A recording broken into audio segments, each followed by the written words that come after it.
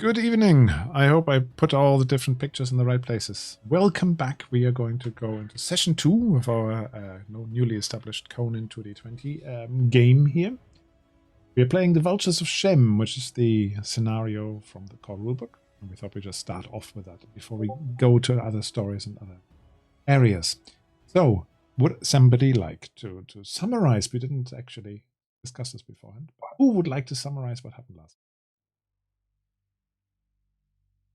Not all well, a lot of us, plus Septimus, the one missing, we were survivor of a battle of betrayal in the land of Korach. You came from Karaja. Okay. We're in Shem now, yeah. And you were basically traveling with the Prince of Karaja, Prince Satabus, I think it was, into the desert of Shem. Yeah. So basically, our army came to the aid of this Shemitish king. However, it was a plot, and the Shemitish king found together with another one, and we were betrayed. He was the king of Akbitania against the king of Shamir. Oh, that's what we thought it taking was. Notes. Yeah. You want to continue, Chris? I'll carry on, Jim. Okay. So anyway, we were betrayed. We lost the battle, and our group survived through various means. And essentially, we looted some corpses, got into a little ruffle with some scouts, and eventually tracked down the princess of that king. And we are now in the process of freeing her from our actual former allies who have in turn betrayed their king. You followed not a lot of loyalty in this game. A lot of betrayal right now. You followed their tracks into this desert gully, which we can see on screen.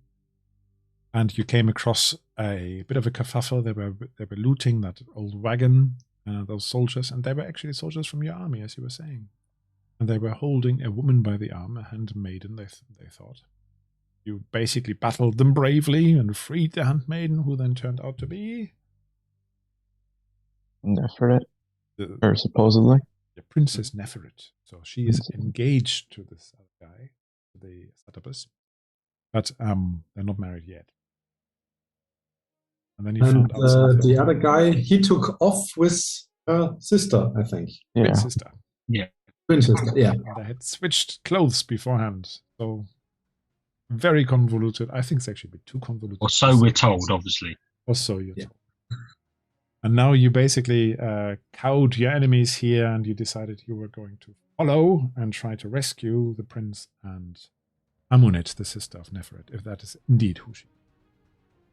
And that's where we left it last time. Is that right? Do we know if anyone was in hot pursuit of them?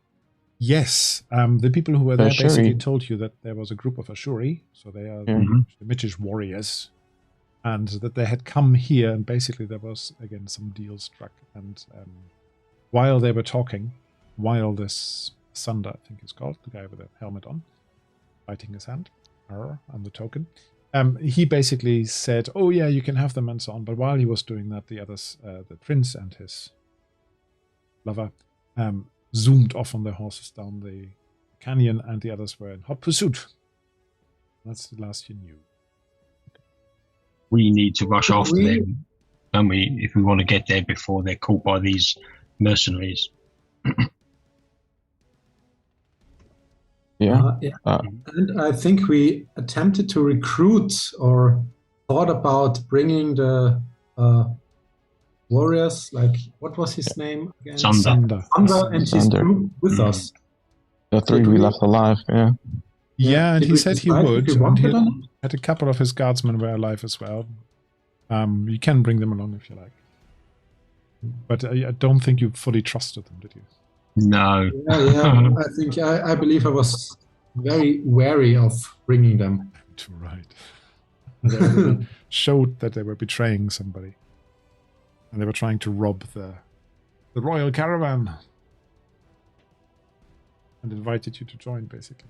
Anyway, let's get this show on the road. I don't think that our missing player today is well enough to join us today, so greetings. Yeah, Toby, I hope you feel better if you watch this. You catch up, or maybe you're watching it just not feeling up to play. We'll keep you alive. Yeah. We've got our healer here who can mix you some nice herbalist potions, but not sure how we're going to get them to you. So let's get this show on the road. So I'm going to unpause the game, and you can tell me what you want to do. I think as a starting point, I plan to just quick dart ahead, check the track, check the trail for tracks, because a little bit further up the path branches. I just want to make sure it's clear which way they went. It is quite clear. It's quite obvious. If you like, we can have some horses here, that the soldiers had some horses, and you basically liberated some horses by killing their owners. So if you like, you can be on horseback for this. Doesn't make a whole lot of difference. It makes it quicker. Would be wise, yes. Yeah, I think speed is off now. Initially, we got to catch them up because we've been held up by this skirmish we've had, so they've got a good head start on us. I reckon probably half an hour at least. Yeah, I think using horses would be good. Okay, so you get on your horses. You follow the path, which is sort of the southerly exit there. Mm-hmm. And you ride through this landscape, which is dry and dusty and so on. But after a little while, the ground starts rising. You're basically from this foothill. You climb the foothills, and you come into a slightly more open area. And you start seeing piles of stone and like paved areas. And you think this must be some sort of old settlement that you're actually riding through. Didn't we hear, I think it was something that Moet had sort of checked, that there was an ancient city here once that got that people left for whatever reason. I think it was deemed to be cursed or something. So this could be part of the old city road or something. Yeah, might very well be. It's called, they had a name for that as well, Zul Shuha, I think. Would have to find it. From memory, Zul something. And you remember, as you said, that there was some stories of a curse about it. You're there. You're in these. And you see these ruins on the left. You see these ruins on the right. And they get a bit denser. And you actually see off in the distance where these tracks are leading that there are some half-standing buildings still there. And it gets denser. Suhul Sa. Suhul Sa, it's called as well. If the area is opening up a bit, can we see the Ashuri and or the prince and sister of the princess? Not yet. Not yet. You see the tracks quite clearly, and there's dust in the air, there's sand in the air. Well, they must have moved, but you can't actually see them yet. I'll check the age of the tracks, how much head start have they got on us now that we've been rushing forward on horseback. Okay, let's have an observation roll, and let's make that a difficulty 2 if you want to know the time, how long they had. Okay. Momentum has reset. Remember to refill your fortune points to 3 each. Okay. I only start with 2. Do you? Yeah. Okay. That is a particular handicap you can spend as a character. No, you can spend a yes, a fortune you can increase point, an attribute, can't you? You do that. Okay. Formation. I've read the rules a few years ago. Difficulty 2. I'm going to... No, I'm not going to purchase a die. I don't think this is a critical roll, so I'm just going to roll. Ooh, 2 successes. Did you see that that die wobble for a while? Yeah, well, you reckon it is indeed about half an hour that they came past there. It's not long ago at all, because you can see the track quite clearly, but the way the dust is settling, the sand is settling, you reckon it's about half an hour. Can I tell how many horses are following, the sort of numbers of mercenaries? You had 2 successes, but you didn't get a momentum. That would be an extra momentum. So ask an extra question. Okay, it's fine. More than 3. Yeah, okay. You know that much. Okay.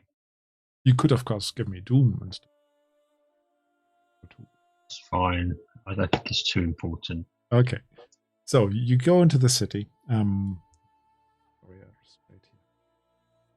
you dive into these broad roads, but by now these ruins are a bit like what I've got behind my camera here. Yeah, it's a bit like that. So it's building up a ruined town. The stone is black. It's made from black stone, even though most of the stone here is reddish sandstone. The building is made from black stone. I'm not quite sure why. It doesn't seem to belong here.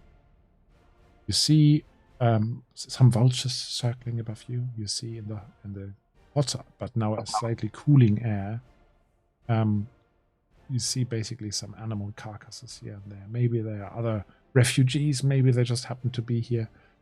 But yeah, you get into this slightly shady place where, however, the heat is just in the stone. So hot air seems to emanate from the walls as well as you go into it. Yeah, all right. What can I tell you? Would you like to do an observation again as you go into the shadow? I'm assuming you're really trying to find these guys, right? Yeah, I think we're just following the tracks. Yes, as you go into this, the tracks you're pretty sure go into this area, but now it's actually getting a bit more paved, so it's a bit harder to. Okay.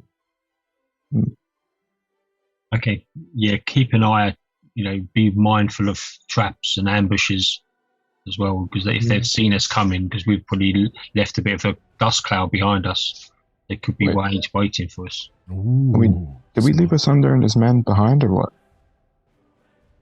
Because we didn't trust them? Did we leave Asunder, the captain? I assumed you asked them to come along, but if you want to leave them behind, that's fine by me as well. You just need to tell one way or the other. Do you? I'm just not sure we can trust him. What do you think? I mean, if we leave him behind, he will just rob the coach. And I say more men to find the battle, the better, right? Yeah. I mean, there's nothing much on the coach. At least we should get him punished for his betrayal. That's not going to happen if he is, left without guard. Yeah. So there's that. On the other hand, I don't like having a backstabber in my literary back able to stab me. Yeah. Yeah. As I said, I'm happy either way. You just have to tell me what you want to do. I think we have him and just help him search. Have him help search. Okay. Yeah, and we have Neferet with us as well. Yeah. Neferet wanted to definitely come with you. Yeah. Yeah, I remember her climbing on somebody's horse. It was the Stingy and the really quick, out of character, wasn't it? How do we handle Toby's absence? As in, are we just ignoring the fact that he's missing? He's riding along with you. So we can draw him in if we need him as assistance or something like that. So Durzo, he's Stygian, isn't he? I was thinking about that, or he passed out of heat stroke or something. Yeah, so you speak Stygian, don't you? Yeah. And Moat can speak Stygian, is that right? Yeah.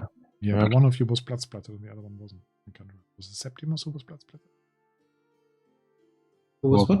Who was blood splattered at the end of the last fight? Somebody was sort of bathed in blood and she didn't want to climb on his horse. But actually there's enough horses. She'll be on her own horse, so the question is irrelevant. There we go. So you ride forward, and who's going to do an observation as you enter this ruined city center, where you're on the right hand you see an old amphitheater, and on the left you see some arcades and archways, mainly fallen in. Hello Kai as well on our chat. Good to see you again. Shall I do the observation check? Yeah, Motaz is just kind of scribbling down all these notes. You can help, because you're all helping spot it. If you like, you can assist, and I only need one success. This is really meant as a little momentum builder for you. Okay. If you assist, you're going to roll on you, Roll that. There's a... Yeah. Oh, who's taking the lead for observation? I'll take the lead. You take the lead. lead. If you want to try, you assist roll. Derzo just rolled assist roll, so Rios, take the lead roll. Okay. If you roll in now if you assist. If you want to assist, you need to roll before the leader. Yeah, so he... That's assist for complication. You're also rolling a complication? Oh, Hasn't should I arrived roll? yet. It's about yeah. Oh, should I roll? Okay. You can roll. I'm sure it's not another complication. If it is, I have to thank someone. Oh, that's a bit better, isn't Close it? one. Close to the 20. Okay, so it's 3 dice I get then on my roll. You paid 1 doom. Okay, thank you. 2 successes, so that gives you actually 1 momentum for your own, plus the extra success. And the complication. On doom, I don't know why I did that. All right. What am I going to do with that complication? You actually hear something. Between you, one of you hears and points, and the other people go, oh, what's that? And it seems like there is a cloppity-clop sound and a whinny, like there's some horse in distress close by. It seems to be coming from this amphitheater that is off to the complication. Shall I go and scout? You want me to sneak forward and scout? If you, I was just about that. If you do it in a sneaky way, then certainly. But otherwise, I think we should at least try to stay together in case of ambushes with a lot. I have a skill called Live in Shadow, which basically means I kind of just blend into the shadows if there's obviously somewhere suitable to hide. So I could use that to sneak up unseen, subject to me rolling the success. If you want me to have a little quick check beforehand. Yeah, of course. Go ahead. Yeah. Okay. So I have to do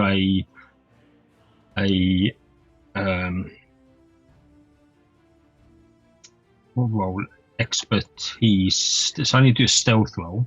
Yeah. I have 2 ranks in it, so I gain a bonus 2 momentum in the roll. Okay. So let me see. Roll stealth and get 2 momentum bonus. Oh, the complications are racking up today. Okay, you sneak. This is just a little mood picture. Don't put too much store by it. It's just to give you some sort of idea of the ruined city. Okay. So you sneak into through this archway, and you try to basically be unseen and unheard. But as you climb one of those mountains of rubble, it starts sliding underneath, and you actually really inelegantly land on your backside and slide down this steep slope with all the rubble on it. Do me quick acrobatics to see whether you avoid injury. As there is 2 momentum available, I'm going to use one of them. Okay. Oh, that's very good. Wow. Isn't it? Look at that. Yeah. It was only difficulty 1, so you actually gained some momentum back. Wow. You managed, while you're sliding down, somehow to get back to your feet. And by the time you basically push yourself off and do a little somersault, and you land on your feet right in the middle, and you're dead pleased with yourself because you just basically had dusty, but you didn't injure yourself. When you see this really big white war horse straight in front of you, and it is looking really nervous, and you've just sort of jumped straight into it. It's basically stomping its hoofs and trying to decide whether it should attack you or not. What are you going to do? I'm going, looking quickly at my animal handling skills, which are non-existent. I'm going to cautiously start backing off, okay? Raise my hands just gently, okay? Okay. And I'll be glancing around, because obviously if there's a horse here, there is the owner somewhere probably. You don't see that, but this horse has got a couple of bloody marks on the side. It has been injured somehow. It's wide-eyed with fear. Nostrils are flaring. The mouth is full of foam. It's spitting that stuff, and it's basically now rising up on its rear legs and punching the air with its hooves. And as it's coming down, it's really trying to charge you. Unless you can still roll animal handling, unless you do me a nice difficulty 2, please. Okay, in that, as I've banked a load of momentum, I'm going to use 3 momentum. Yeah, and I'm not going to count rounds at this moment. to reduce your momentum. I think that's a lot of dice, and you just 2 successes. you just get your So you go back a bit further and you start whispering, or maybe what language are you speaking to the horse? Well, my native probably won't help because that's Aquilonian. I do know Argosian, so that's closer to Shem. No, but I'll speak in Aquilonian because it's my native language. Are you speaking or are you singing? I'm waiting for the roll there. I'll be speaking. I don't think I'm much of a singer. With a calming voice, you try to calm the horse down and say, "Look, I am no threat to you." Like a whisper. And your horse whisperer. And it seems to calm down a little bit. And it comes back down on its hooves and trots away and still faces you nervously, flicking its tail and ears backwards, but it's not attacking. So the others have heard some whinnying, some hoofbeats, some whispering, some horse whispering, and some sliding rocks. Do you want to join in the scene? Yeah. Well, do we get there on our horses, or do we have to dismount? Yeah, you could actually. There's enough room to ride into the place. Oh. Horses fit in, otherwise that horse wouldn't be here. But will we make more noise if we ride our horses in? Or do you want to go stealthy? There's no point in sneaking. I think we are past the point of trying to be silent. Very much so. Very much so. Yeah. But nicely recovered with that roll. I had to use a lot of momentum though. That's what it's for. Exactly, yeah, that's what it's for. I created it myself and I used it all. Yeah, I'm just looking at my notes. And it says animal handling. I didn't. Sure. So you look around now, and you're all coming into this amphitheater. You have this horse, and you are sure that this is Prince Tatabus's horse because you've seen it from afar before. And this is indeed a noble, mighty war horse, but it is very scared and it is slightly injured. It seems to have some scrapes on it, bleeding. If anybody wants to really be an expert at animal handling, get a bit closer and calm it down properly, you can. Are we like the wounds? Are they looking like claw marks? There are some weapons that do that, but yeah, it does look like it's been raked by claws. Is it something that could be treated to maybe calm it down? Healing? Or probably can if you get close enough that it lets you touch it. So I would actually want somebody to do a difficulty 2 animal handling before anybody touches it. Otherwise, it's still skittish. The horse is still skittish. What Cryos was doing, he was just calming it down enough so it wouldn't attack. I'll ride up to it with the other horse and kind of dismount and try to calm it down. Are you good at animal handling? Somewhat. Let's have a look. Come on. Yeah. Let's use momentum. Ooh. You and your 20s. Success with complication, yeah. You got 2 successes. Okay, I think I know what I'm going to do with that. Right. So you have got close enough. The horse calms down a bit. You get closer and you think, yeah, you can probably heal that. You're just cleaning the wound a little bit. And the horse is actually letting you do it, and while sniffing the other horse, getting a bit friendly and calming down. When you hear behind you some sort of scraping of metal. And it's not directly in this amphitheater. It must come from slightly further down, but it's loud. There's some scraping of metal. And there's some falling stones somewhere close by. And then you hear an odd chittering. It seems to drift through those arcades. It's like, I don't know, some sort of odd bird is talking or something.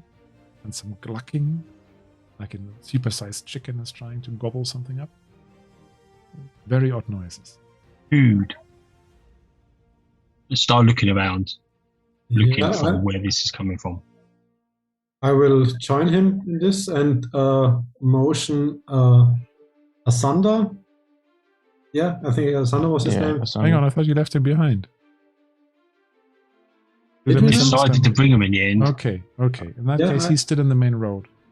Yeah. He didn't come into the arena with you. And he's heard this as well. And he and his couple of men are drawing their weapons. And they're pointing down the road. I think it's from over there. It comes from over there.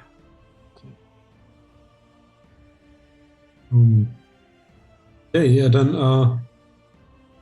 should we approach? Yeah, I think we take Ascend and his man and check it out.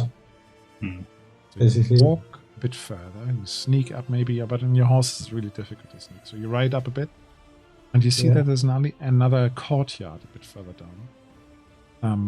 And you see a figure leaning against some old pillars and so on behind. Definitely injured. There's a pool of blood. Weakly, Bruce, weakly sort of trying to raise his sword, and in the shadows around him, you just see something. They look like horridly faced, dried out men, you suppose, with long teeth, long claws, grey skin, and a very, very strange gait, so the way they walk. And they seem to be starting to round up around him. They are the source of this chittering. At the same time, you get a smell. You get a smell of rotting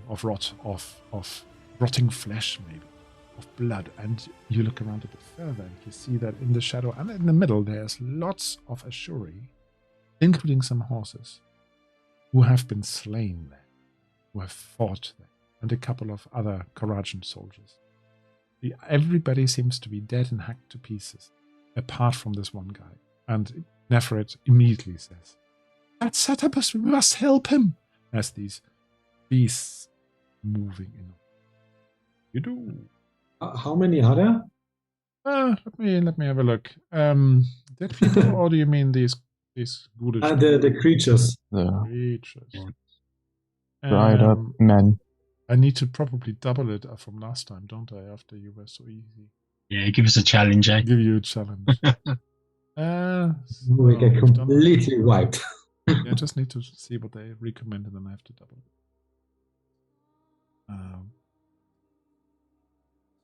Also, this guy Satabus is not going to be able to fight. You can tell that much. Yeah, he's basically, out for the count. So, I think we are. I'm just going to determine what.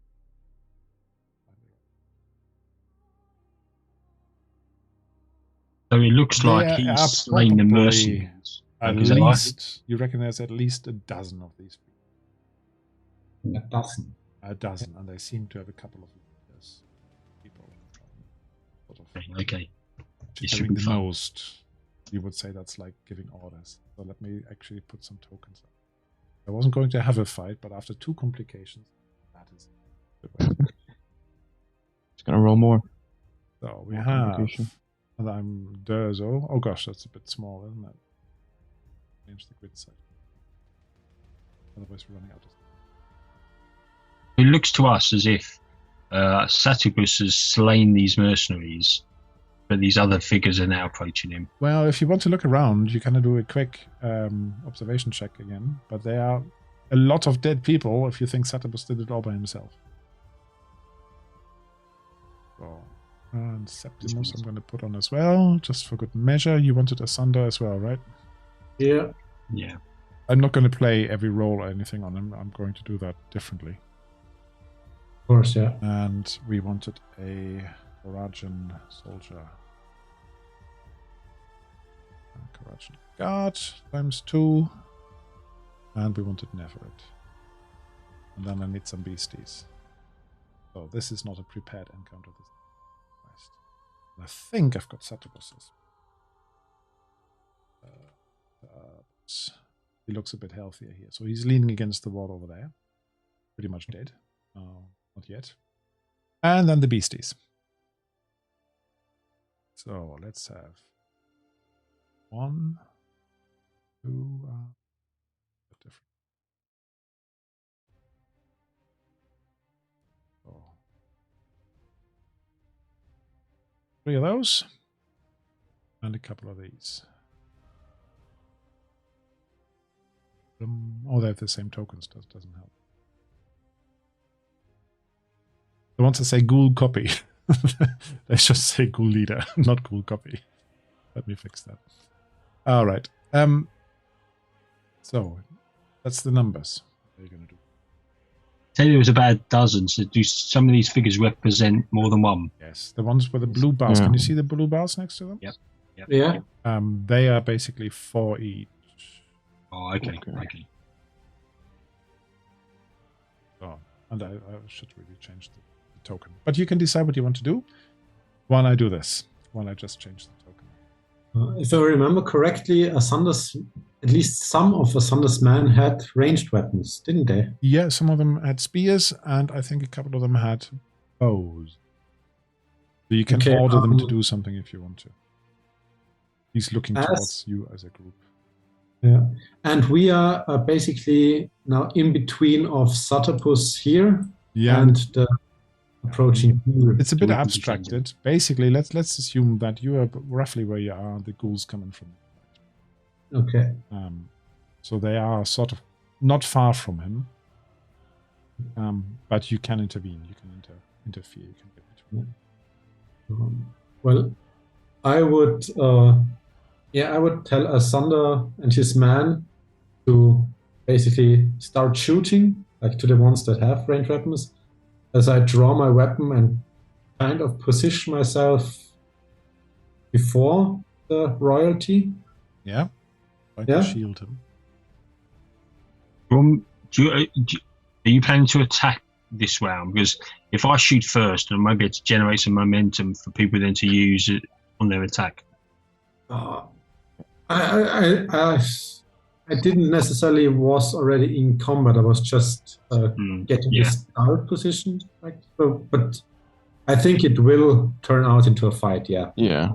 I don't think we can negotiate. If you say your priority right now is not to attack, but your priority is to protect Satapus, then that's a run. Yeah, I think I'm just going to start shooting at them to start taking them down. Hopefully, arrows will take them down. I think you need to do a check before because these beasts are quite horrible. Okay. Let me just check this as we go through it. So they are this and they are that. And challenging observation, we don't need that one. Oh gosh, I read this all yesterday. But you need to do a test on difficulty 1. Difficulty 1. Okay. And if not, then you might actually lose some complication. Unlearned. Okay. Focus 0. You might lose some. What is it called? Not vigor, but the other one. Resolve. Yeah, the mental resolve. Resolve. Right. So you, Cryus, you did it. Yeah. Derzo did it. I'm the only one. Mortaz, you're gonna lose one resolve because this is scary. Alright. And not as scary as seeing these guys in the dark or underground or whatever. But this is scary, and you haven't seen it. You may have read of them. I'm gonna. Can I can't remember the rules for this, but can I send over a load of arrows? You can do a volley. Grouped together. Yeah, you can do a volley. They are close together, as you say. And that means you spend a load, and at the end of it, we have to see whether you can recover this load. And that gives you a +1 d20 on your attack roll, I believe, and a combat die extra for damage. Okay. And so you won't need to tell me whether you're targeting one of the leaders or one of the mobs, one of the groups behind it. I think I'll target one of the leaders. Take the leaders down, the mob may flee. Mm-hmm. Okay, so... That's our rules expert, Toby, eh? So I get a bonus d20. On the attack, yes. On the attack. And there's no momentum, is there? So let's see if I can generate. We're currently out of momentum, but you can always give me Doom. I need to spend some anyway, too. Actually, I should spend some extra monsters. Yeah, I'm going to try without giving you any Doom. Because I'm normally quite good at this, so hopefully I'll generate some momentum. That's the plan here. Ooh, doesn't look like a lot of momentum. Two momentum. 2. Yeah, 2. Okay. So, which one are you targeting, left or right? If you like. The one on the right. because that's line of sight is a bit closer for me. Whereas, that one. yeah, yes, that one, yeah. Good. Sorry, I need to roll damage. Sorry, beg your pardon. I rolled using my skill rather than the weapon, in fact. So I must remember to do it correctly. Damage. So I get +1 damage, though. Yes. Yeah. 1 extra damage die. Yeah. Mm-hmm. This die. Other. Pink dice, very nice. So it's 4 on the torso. I get to re-roll one of these with accuracy. Okay, do. Select that one. Re-roll, select. Oh, very nice. So that is now 5. Effects-wise, piercing only helps with armor, and volley you've done. So yep. You've done. Just 1 wound. 5 damage is good. 5 damage is a wound. Okay, well done. Your arrow sings into this beast, but it seems to be, if anything, slightly peeved at you, and roars. Okay. And looks at you and thinks, how can I get there? And, did I bank the momentum? There we go. I'll bank 2 momentum for the rest. Moatas is out of sorts. Yeah. I got frightened, but Moatas is going to open his notebook, look for a recipe, and kind of make it's pretty much a makeshift Molotov cocktail. So he sets you did find some alchemical supplies in the ruins, didn't you? Yeah. So, all right. I have no idea how these rules work, so we're just going to make something up on the spot like you're doing. So, alchemy roll? Yeah, it's an alchemy roll. It's a D0, but I'll say since I was frightened, I'll make it a D... what do you think? D2? D1? D1 is fine. Alright. And another complication. All right. So you put something together and you think it's going to work.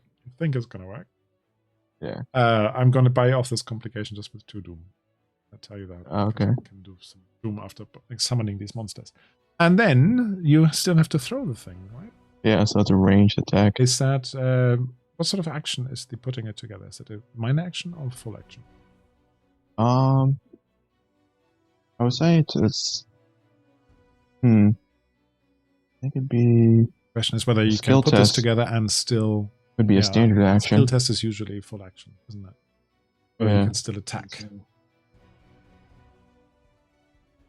Full action, isn't it? Yeah, it's a full action. I think it's a full action. Good checks, yeah.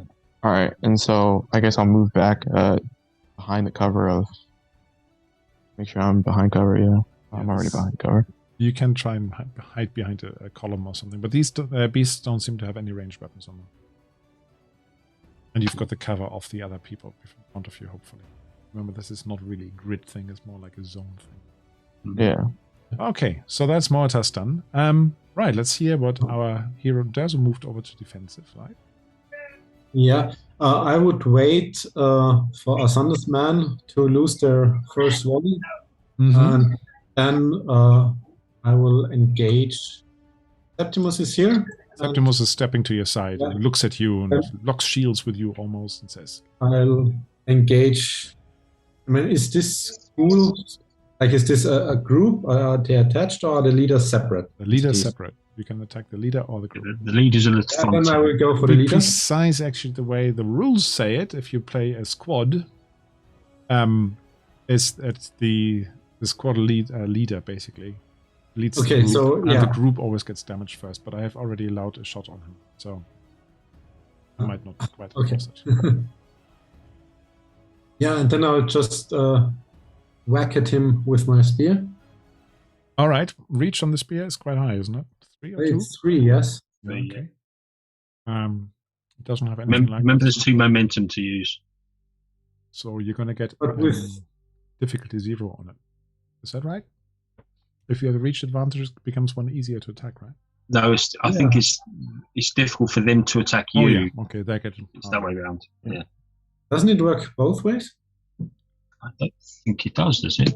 I thought it was just... Actually, as you get this I close... thought you need like one less success per one reach up. I can look it up briefly in my rules reference. Can I just say that as you get this close, you have to do a resistance test as well. Because this thing is stinking. So, resistance. Ooh. I'll use a momentum on that one.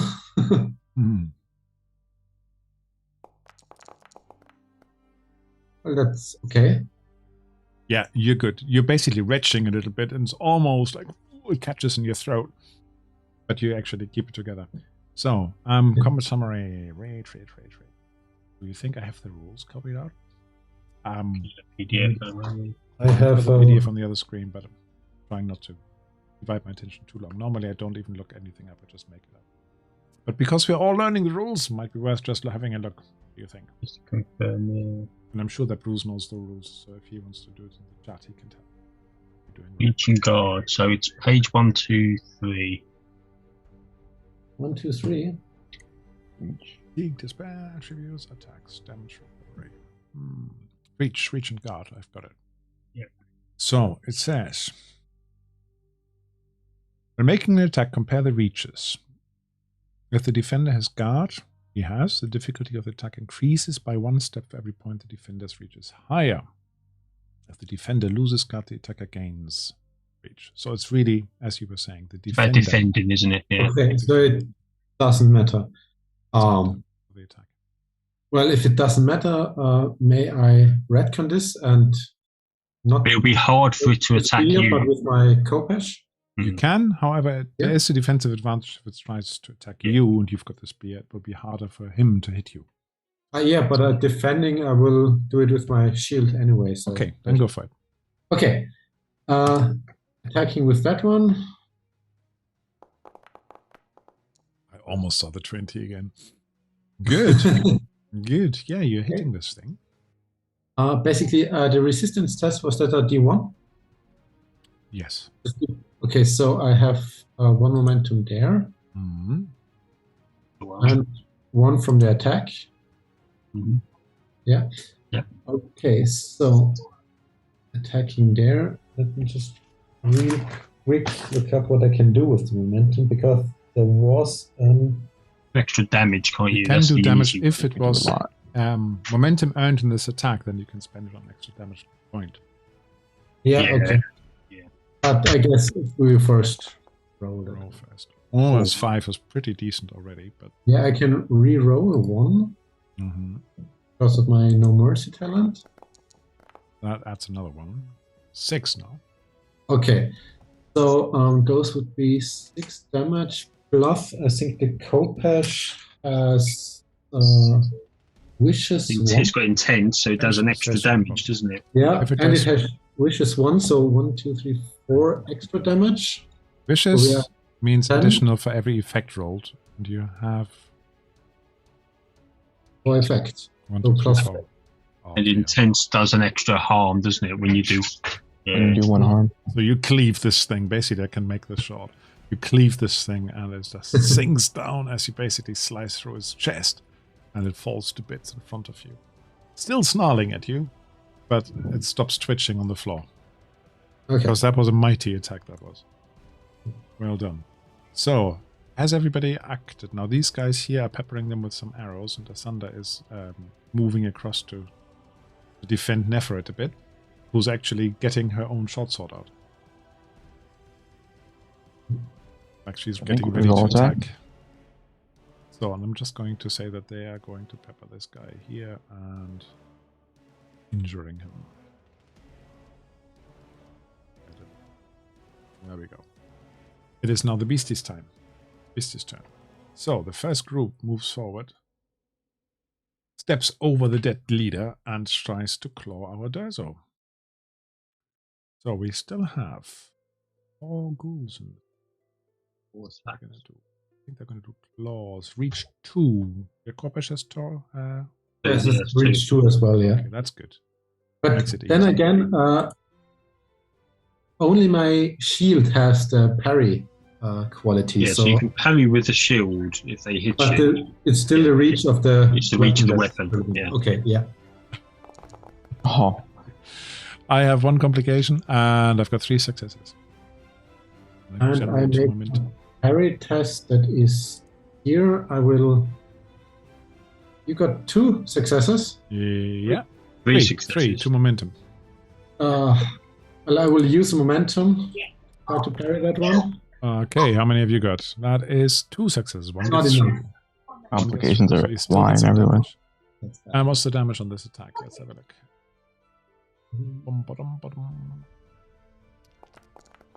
Oh, that's not so much. 3 on the torso. And I'm going to increase it with the momentum. With the doom by 1. So 4 on the torso. So I have 2 armor. 2 gets through. That's but a flesh wound. I could try and grapple you, but I don't have any effect. So. Just so I have said it, I have the deflection talent, so the parry cost. Oh, the first parry is free. That's free. One. Yeah, I didn't actually take it. Yeah. Didn't take it. Yeah. I did remember that.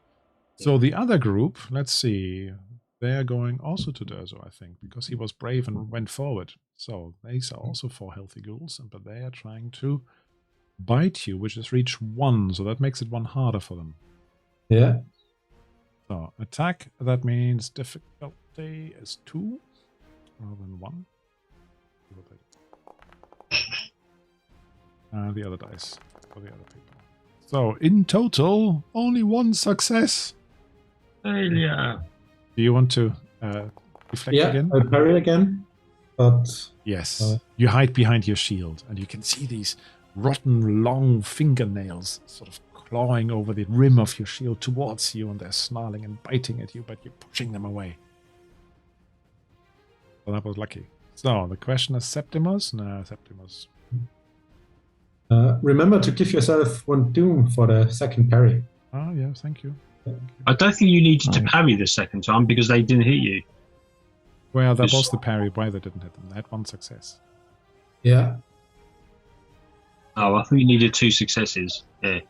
It's a D2. I think you pay the doom as soon as you are parrying. Yeah, I don't think you needed to parry. That's what I'm saying, because the ghouls weren't very good this turn.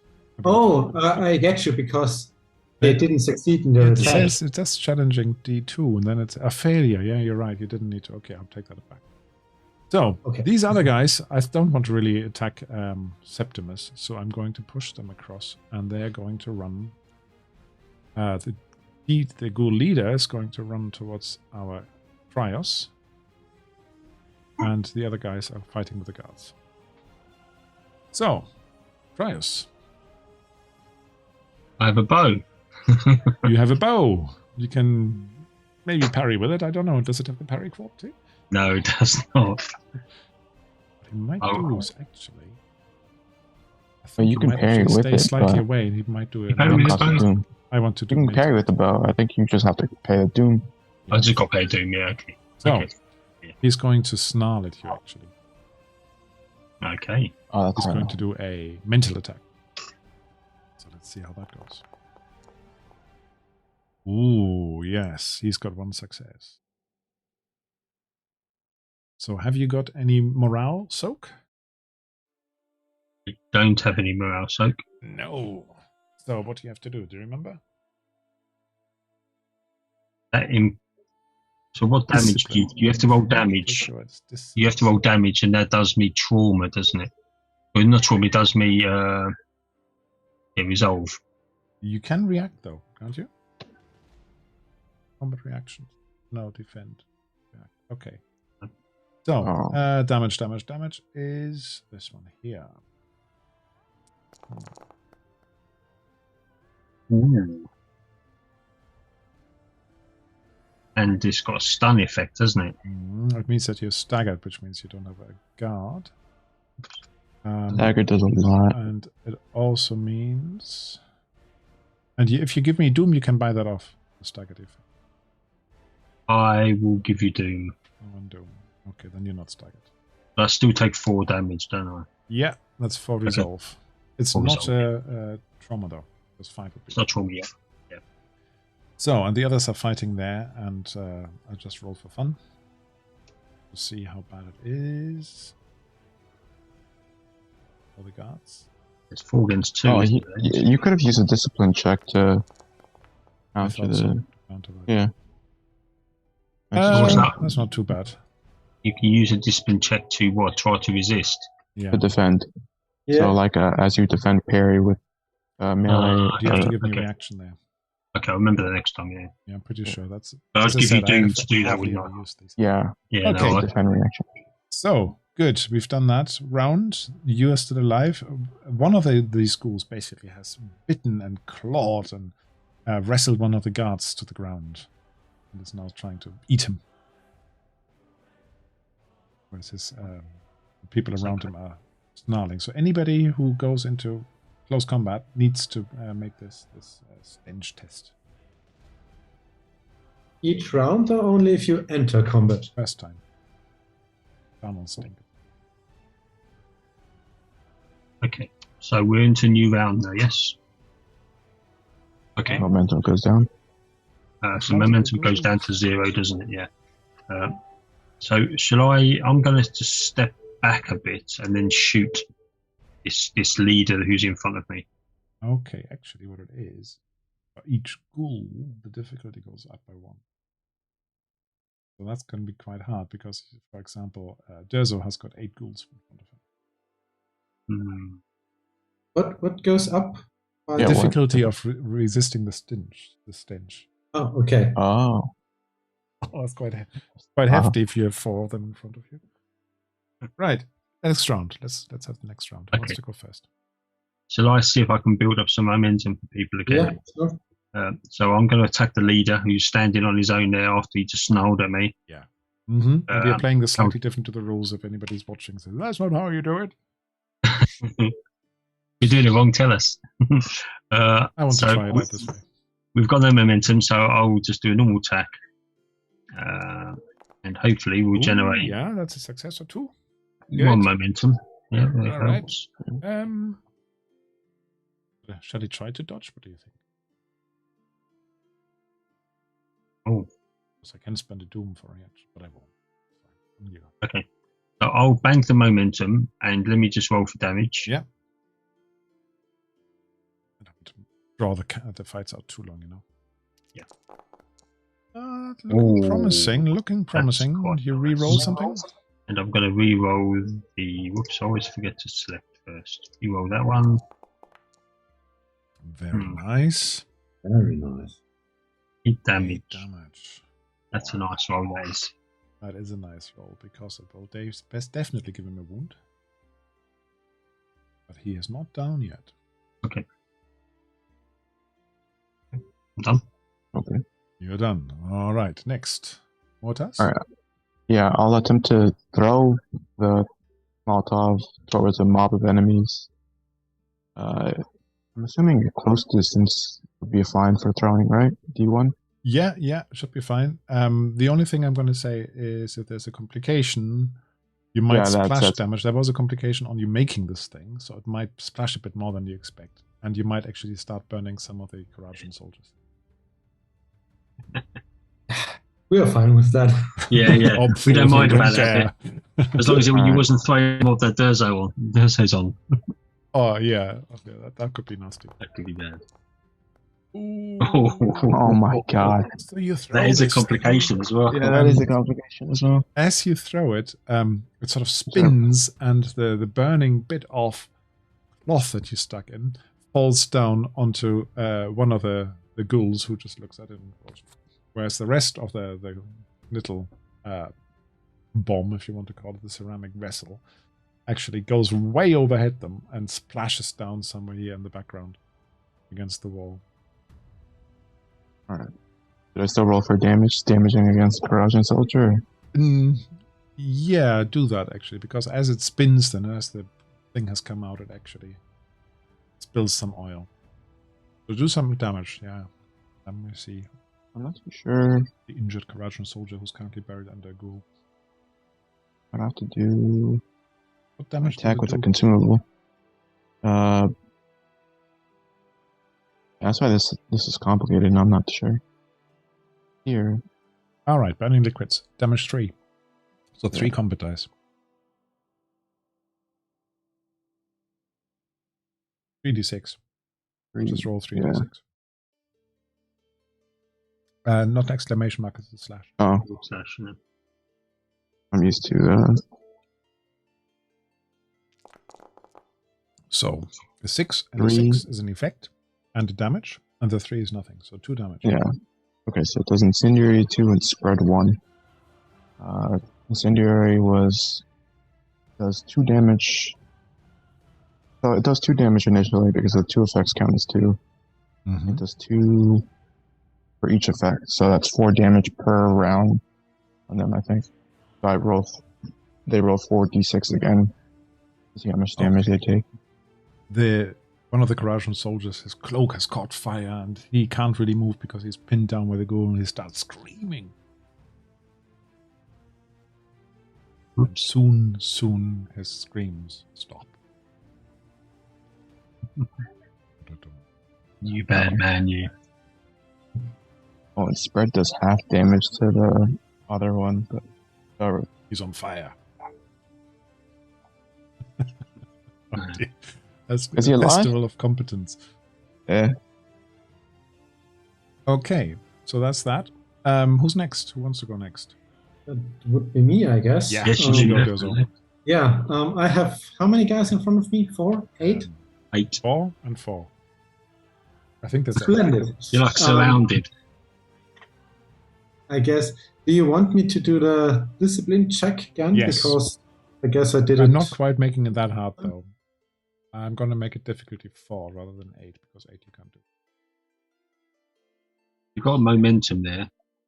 Yeah. It's not going to help much unless you roll some low numbers. 1 second, I'll be back. Keep going. So the people at home might be able to read it. I'm not sure what the resolution is like. It's D4 you said, and I have, we'll spend 1 momentum. Ghouls are surrounded by distinct. You could use fortune. Stuff. You could use a fortune as well, but 2 successes is not too bad. But you get dazed until the end of the round. Oh. Sorry, it's not discipline. Resistance is. You have another chance. I'll give you that momentum back. Why don't you use your fortune point? That will give you a 1, won't it? It would. Yeah. Which could be a double success if you've got. If you have any skill points in resistance. I do have resistance 1. So with the focus, if you use the fortune, you start off with 2 successes. 2 successes, and then you'll have a good chance. Yeah, all right. And I will still use that momentum, though. Yeah, definitely. So. And a complication. Oh. 3 successes. Yeah, okay.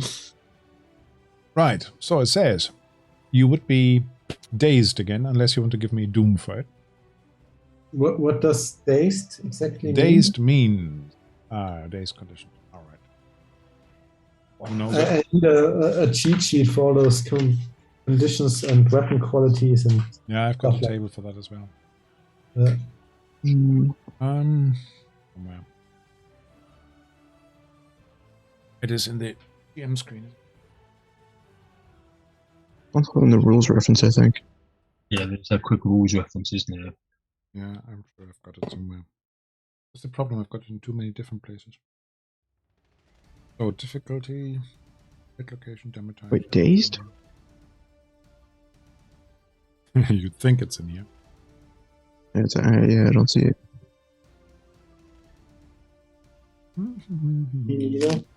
I'm going to search the PDF. Good, we are learning this game, so. And I have written them out, I'm sure. Okay, daze. All skill tests performed by a dazed character increase difficulty by 1 step. Until the dazed condition ends. Which is 1 round. Thank you very much for checking, JR. Wrong. Okay, so, do you want to accept it or do you want to buy it off with a doom?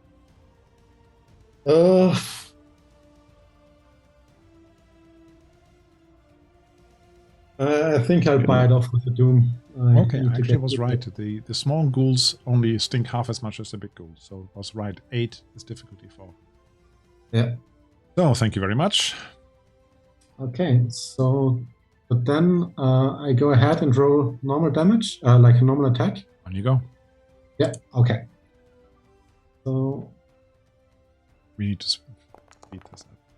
Lights can be. Oh, that looks good. Very nice. Very nice. Rolling my damage. Any rerolls? Yeah. So you now have an effect as well. Which is 7 dice plus the wishes, so 8 damage. 8 damage. And I'm causing an additional wound because of the intense. Yeah. Okay, now the 8 go. They split across, but additional wounds don't go to the next person, do they? No, they probably wouldn't. So that 8, however, kills 2. So that's fine. You actually slash at this group here in front of you, and you get rid of 2 of them. All right. That was a pretty decent attack. That's the one thing Durs is good at. Why did that not happen?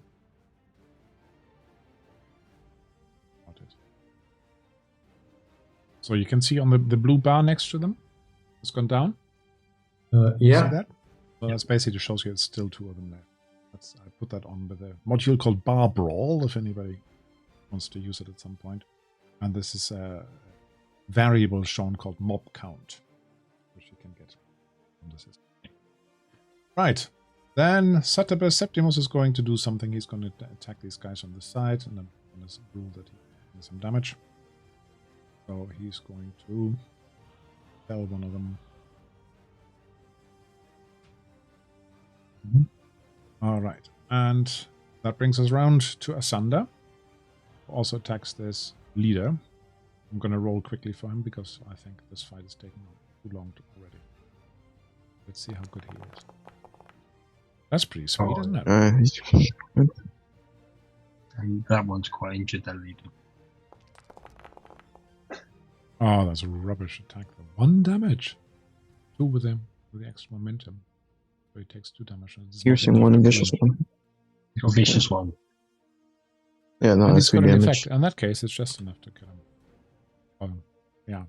So he clobbers this ghoul leader with a mace. And you actually have a feeling that he might be an experienced warrior, even though that was a quite timid tap he delivered there. But he seems to know how to fight. Maybe he's just saving his energy. Right, so it's their turn now, isn't it? Yes. Yeah. Right. He's burning. He's going to cause a little bit of damage. So, Durzo, let's go with you first. You're not dazed, right? And you still have your range advantage. Yeah. If they are still attacking with claws. Yes. What reach have you got? 2. 2, yeah. Okay, if they bite you, you have an advantage. If they claw you, it's 2 against 2. So the first group is going to bite you. So that's going to be difficulty 2. And we roll the dice. And 9 is 1 success. You want to parry, defend? Didn't you say 2 successes? You need 2 successes. Oh, yes, it's failure. Yes, the same thing again. Sorry. I just see success as 1 and think that's it. You're right. They miss you again. Again, they can't get past your shield. But the other guys are getting their claws out. So they don't have the disadvantage. That looks a bit more promising. 1 success. I will parry that one. We don't have momentum anyways. And the first parry was free, right? So well done. Yeah, you even get a momentum out of it. They can't get past your defense. Sort and board, eh?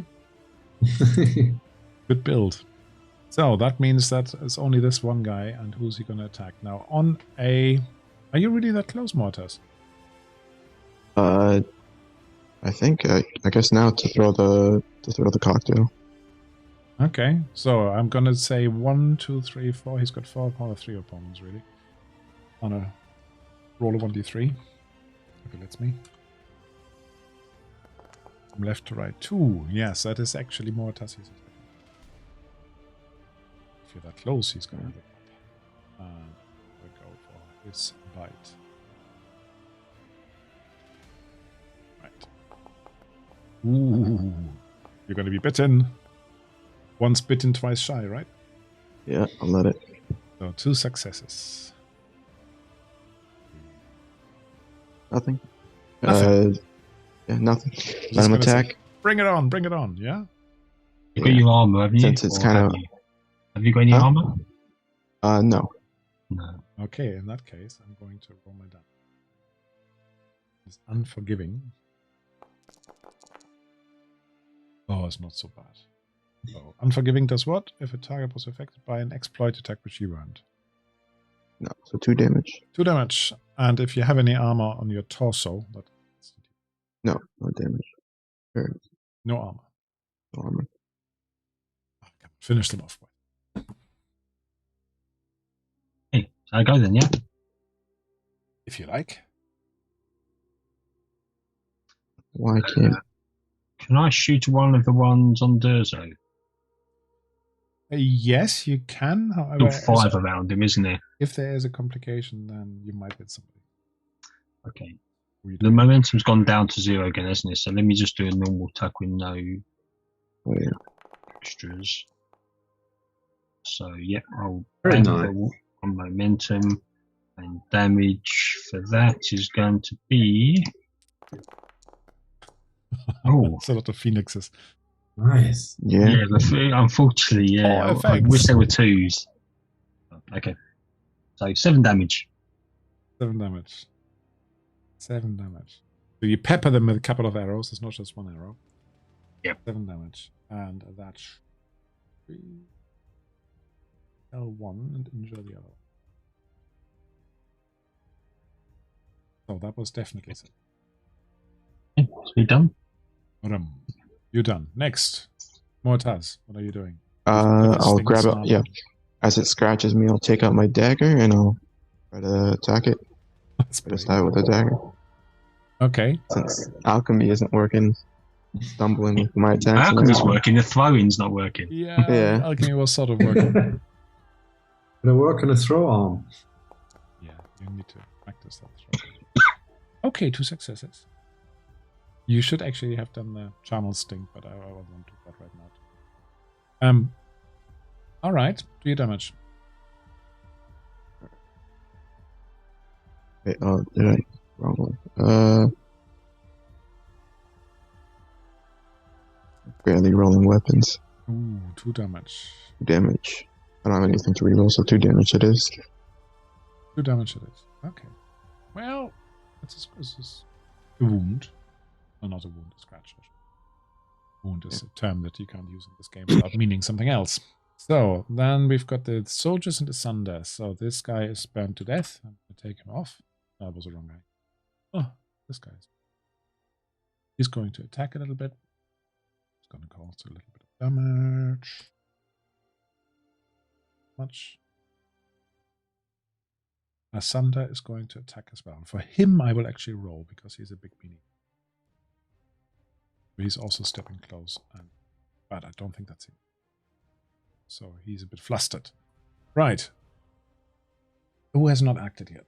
It's me. You want to do another seeing one? The arrows hurling by me, I will basically go for the other group. Okay. The one that has more in them, and just have at them. Have at them. Yeah, using the momentum we have, because why not? Ooh, that's yeah, 3, 4 successes. Not bad, not bad.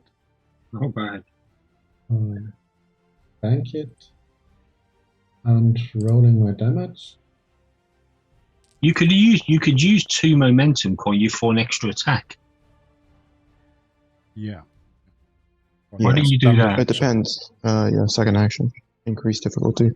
Mm-hmm. So you're first, good at it. let me reroll that one here. Not too good. So those are 6 damage. 6 damage takes one of them down. Yeah. And then, yeah, I will where is it?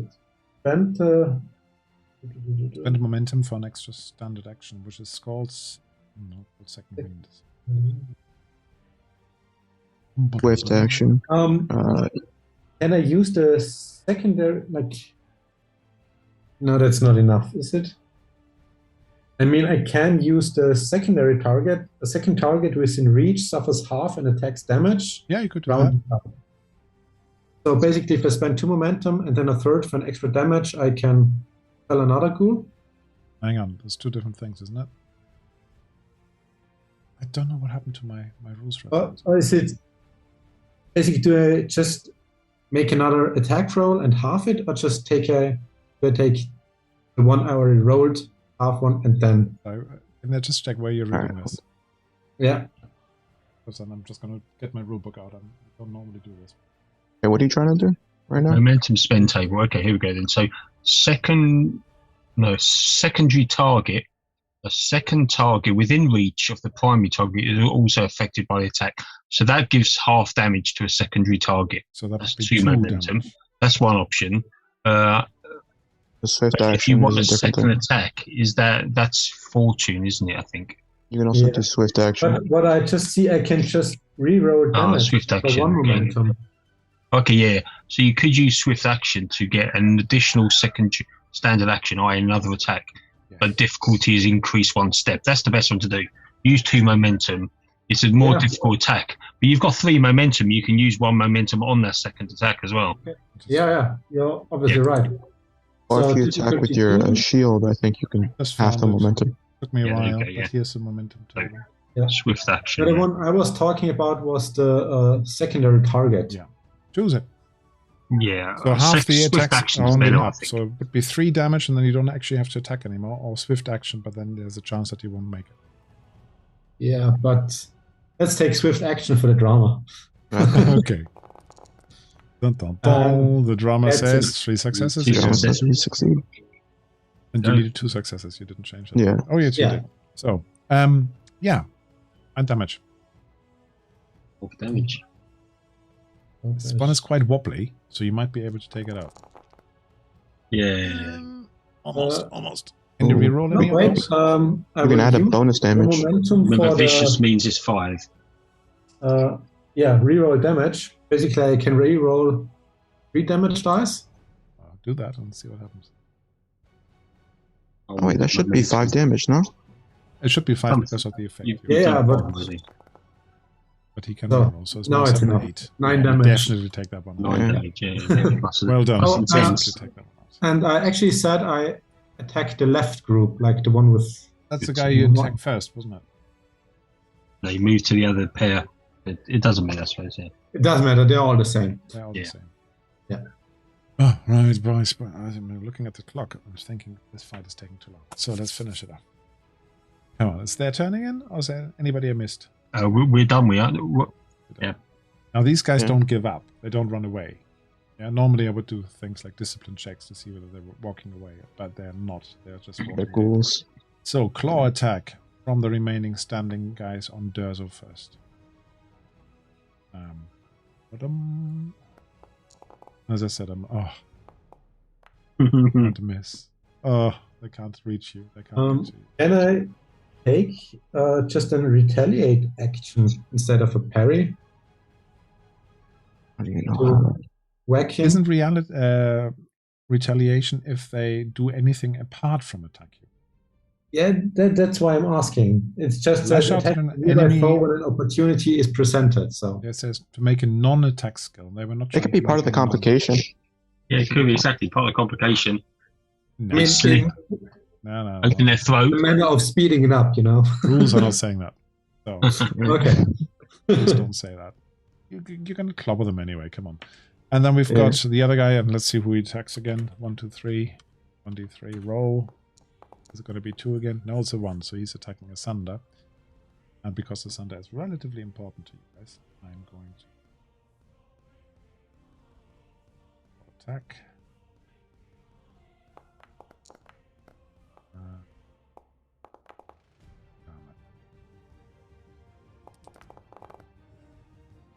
That's not half bad. Yeah. So Asunder gets a hit in the head. Right. He's grappled. Vicious one, isn't he? He's also grappled. And vicious damage. one. And it's a wound for him. Oh, he's got some armor, though. Not actually. Wound. But he's grappled. So this ghoul sort of grabs his head and pulls it towards him and gnaws at the helmet. It can't quite get through. But Sander is screaming. Right. Your last turn. Come on. Finish this off. Alright. I'll just stab, actually, Rios, do you think you can make the shot? Because I'm going to do 2 damage or something with a dagger. Well, I can move. So if I can move down to here to be able to shoot, there's 2 there, isn't there? To shoot into that pair. Yeah, I will happily do that. We should really be drawing out some zones and decide how close you are and stuff. But that's a very good shot. Just do your damage. Yeah, okay, damage. Just wondering whether to bank the momentum. You don't need to bank anything here. Okay, let me just re-roll the 1 dice. Let's see if I can get 10. Or you don't need to spend anything, I should say. You can bank it all. So that's plenty. So 9, and in effect, piercing doesn't matter, so it's 9, you say. I'll use 1 momentum to make it 10. Okay, 10 is fine. 10 is exactly the number I was looking for. Yeah, with a couple of arrows quickly shot one after the other, you pepper these stinking ghouls, and they sink to the ground in a cloud of greenish gas almost, and everybody coughs. So that's you done. Now, Mortas. I'll go help Durzo, and actually, I'll go help Septimus. Is he still on the floor? Septimus I'll is try on to the get floor, his. and he's definitely wounded, right? healing, but we can do that outside combat if you like. I'll do it in combat, and Durzo can deal. Okay. Yeah. So That's healing, everything if you I've want been to doing. heal him, we need it. There's actually something else you hear, how badly he's injured. It's quite difficult to heal him. What's the difficulty? Daunting, D3 healing test. There is still some momentum available from the last attack. D3. Right. Momentum available, yeah. Give yourself some extra dice. Alright, I'll use it too. They'll only get used that way. If I stop rolling complications, this would be nice. 1. No. That's the fairest. You notice, looking at him, I'm rolling good. You notice that he's got a blade stuck through his gut, you reckon. And there are a couple of arrows in his chest. So this is not good, yeah. We need Durzo to help. The Neferit runs over and tries to say, "That's not how you heal somebody," and tries to touch him up as well. But we still have some combat to go, don't we? Durzo, come on. Yeah. I thought I killed those 2. Yeah, but I have 2 more. still 2 left, I think. You killed the guy who were attacking the Sander and Oh, sorry, no, I meant those ones that were on Durzo, because there were 2 there. Sorry. But that's fine. but that's fine. I think that will Durzo work is out. hardy. I'll let Durzo finish He'll it. do it by whack himself. them. Using the momentum we have, because why not? The 2's enough, isn't it? So 4 successes. Good. And as I said, don't forget about the channel stench, but with a big enemy, I will not forget about it. 7 damage. And do you want to spend any other momentum? Vicious one. Yeah, no re-rolling. Oh dear, vicious. No. So that's 7 plus 1, 2, 3, 4. 11 damage. Damage. Nice. You are nasty. Nasty piece of... Yeah. Need a vicious bow, that's what I need. You needed 8 of them.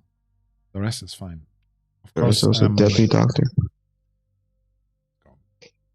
And with that big cut of your sword, you're basically cutting off the leg of this thing. Was a leg? No, the arm of this thing. And it sinks to the ground with a few noises. And silence descends, other than the whimpering of Satabus. But Neferit, if that is indeed who she is, she pulls out from her, around her neck, basically, an amulet, shape of a snake. And she whispers a few words in Stygian, which you, of course, understand as a prayer to the goddess Seth. And tries to heal some of the wounds. Indeed, as she does that, he stabilizes it. You can see some of the wounds sort of tidy up, heal a little bit as she pulls out that remaining arrow as well and puts a cloth on it, bandage.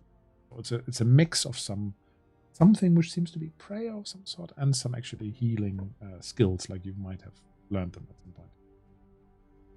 But he's really, he looks at you and says, "Ah, Neferet, is it you?" And they talk to each other for a while.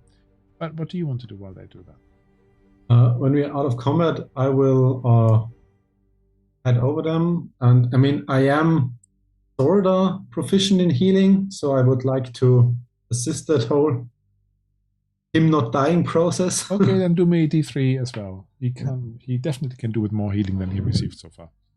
Yeah. No offense. D3 you said? Yeah, none taken. Well, in this case, I use 2 momentum.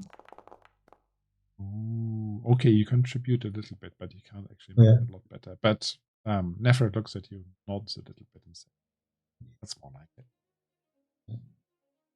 Right, let me get back into storytelling mode. So... Wait, really quick. Bind wounds, I can re-roll one of those. Oh, on you go then. On you go. Okay. Yeah. Roll the 19. You have not selected. There we go. Oh, actual success. There you go. Actually, it's a lot go. better now. You actually heal him up a bit, and he can talk a bit better. I don't have to all the time when I talk to him. So he is weak though, and he definitely has lost a lot of blood. You see, still around between the ghouls you just put down, you see lots of other bodies, as I was saying when you entered the scene. There's some of the Ashuri, there's some other warriors there, probably came with the king here, or maybe not. There are a couple of these ghastly, ghoulish things here as well, with gore-streaked claws and teeth, and a couple of horses that have been eaten and disemboweled. So as Satabus was basically telling you now, is that he came here, the Ashuri were approaching, he found this place to make his last stand, and he was fighting them off, and it was going reasonably well. He slayed a few of them. You're not quite sure how much of his storyteller he is, but basically at some point they just stepped back, peppered him with a few arrows, and the Ashuri leader stepped up and ran him through with his sword. So he swooned with pain, yet he was able to deal the Ashuri leader a death blow in return, even as life ebbed away from him. Satabus then fell to his knees. Amunet, the other lady, screamed, clutching at him. But then these strange beings were attracted and it fell on the Ashuri, and they were basically pulled to bits. The only thing that our Satabus can tell you about what happened to Amunet is that he basically just saw them drag away his darling Amunet, and then he lost consciousness. These strange beasts basically going together. There was amongst them was a bigger one with a huge club. His eyes was as fierce and with evil cunning, like the ones you've seen, with the glowing eyes. And which way did they go? He points roughly in a way. I think it was that way, but I couldn't tell you precisely because I just lost consciousness. Well, you need to get after them, I think. You must find them. Anything, I promise you, anything in return. Within reason. There's a little asterisk on it. All the gold in the world. Right, let's get going. Should we take a moment? Chris, do you want to just collect some arrows to refill your stock? Yeah, good point. Because you mentioned the Ashuri are peppered with arrows. Like, at least there are. Yes, they are. I think there's actually a rule for this, because you started the fight with a volley, didn't you? I did indeed, yeah. And I think the rule is that you have to do another ranged attack, something. And if it's successful, then you retrieve the volley. If not, then you do not retrieve it. Something like this. I might get the skill wrong, but I'm pretty sure. I'll do that. That's probably how ammunition works in this game. I'll do a ranged attack, and if I'll check the rules in tandem. Yeah, there we go. That means you recover the load. I'm pretty sure that's how. Okay. And if there's any extra arrows, because as they pointed out, there were lots of arrows. You have 3 successes, so I'll let you have 2 loads from that. There are lots Okay. Excellent. All right. Anybody who's good at law? I think we have somebody who's good at law here, right? Okay, so I was gonna inspect the bodies of the undead. Do a challenging law test. Okay. And what would this be for? Just to check the. Been around the playlist a couple of times. Need to do that. I didn't know what D2, D3. D2 is D2. I think. Yeah. D2 is good. No momentum. Good. Okay. So as you look around these foul creatures that you felled, you basically have heard of stories of beasts that are called ghouls, which must be a bit like this. In the mountains of Zingara and the ancient forests of Arx. Well, but these here differ a little bit from those foul creatures, in that they apparently, these ones here anyway, have some clothing on them, which no ghoul has ever been described as using. And you actually, on some of the ones you didn't fight, some of the other ones, you see that some of them had a couple of weapons on them. According to myth, ghouls are abominable hybrids of humans and demon kind, a degenerate species that continues to breed and threaten the unwary. These ones seem to be almost a step up from. Perhaps they were once man, now fallen into a despicable state. Either way, they dragged away Amunet, so you need to do something. I ask Satabus, if any of the ghouls, or did he fight any of the ghouls? And if so, the ghoul leader did they use weapons on him? Yes, the ones we faced had a big club and clobbered him. Okay. So these are something else than just normal ghouls? Ghouls plus. Yeah.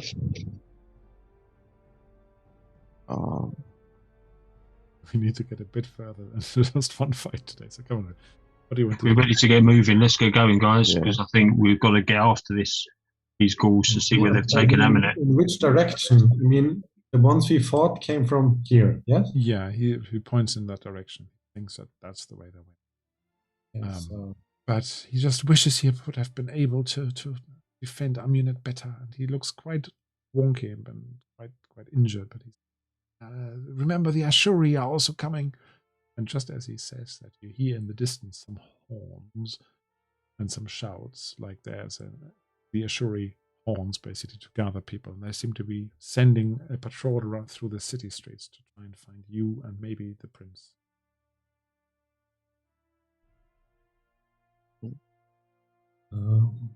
Is there a reasonable opportunity to hide Satabus and maybe 2 or 3 others, like in the vicinity?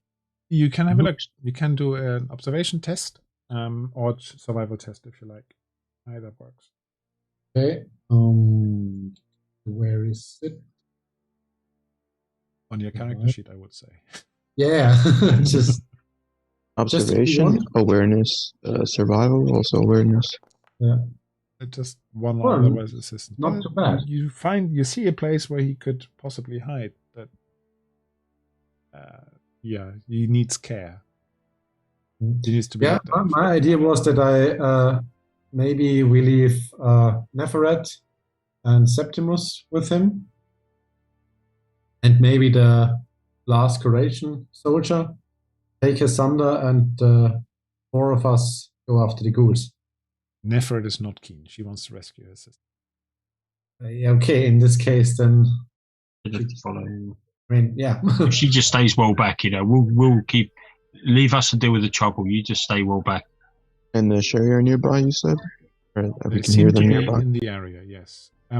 What you could do is you could, of course, ask Asander to come and stay with his soldier and look after the prince, if you trust him. We'll come back and he'll be dead, won't he? Yeah. No, so Sunder better come with us. No faith in them staying with the wounded prince when the Ashuri are arriving. Like, zero. The prince says, "Oh, I can distract these guys when they're coming. They will ransom me. They will not kill me.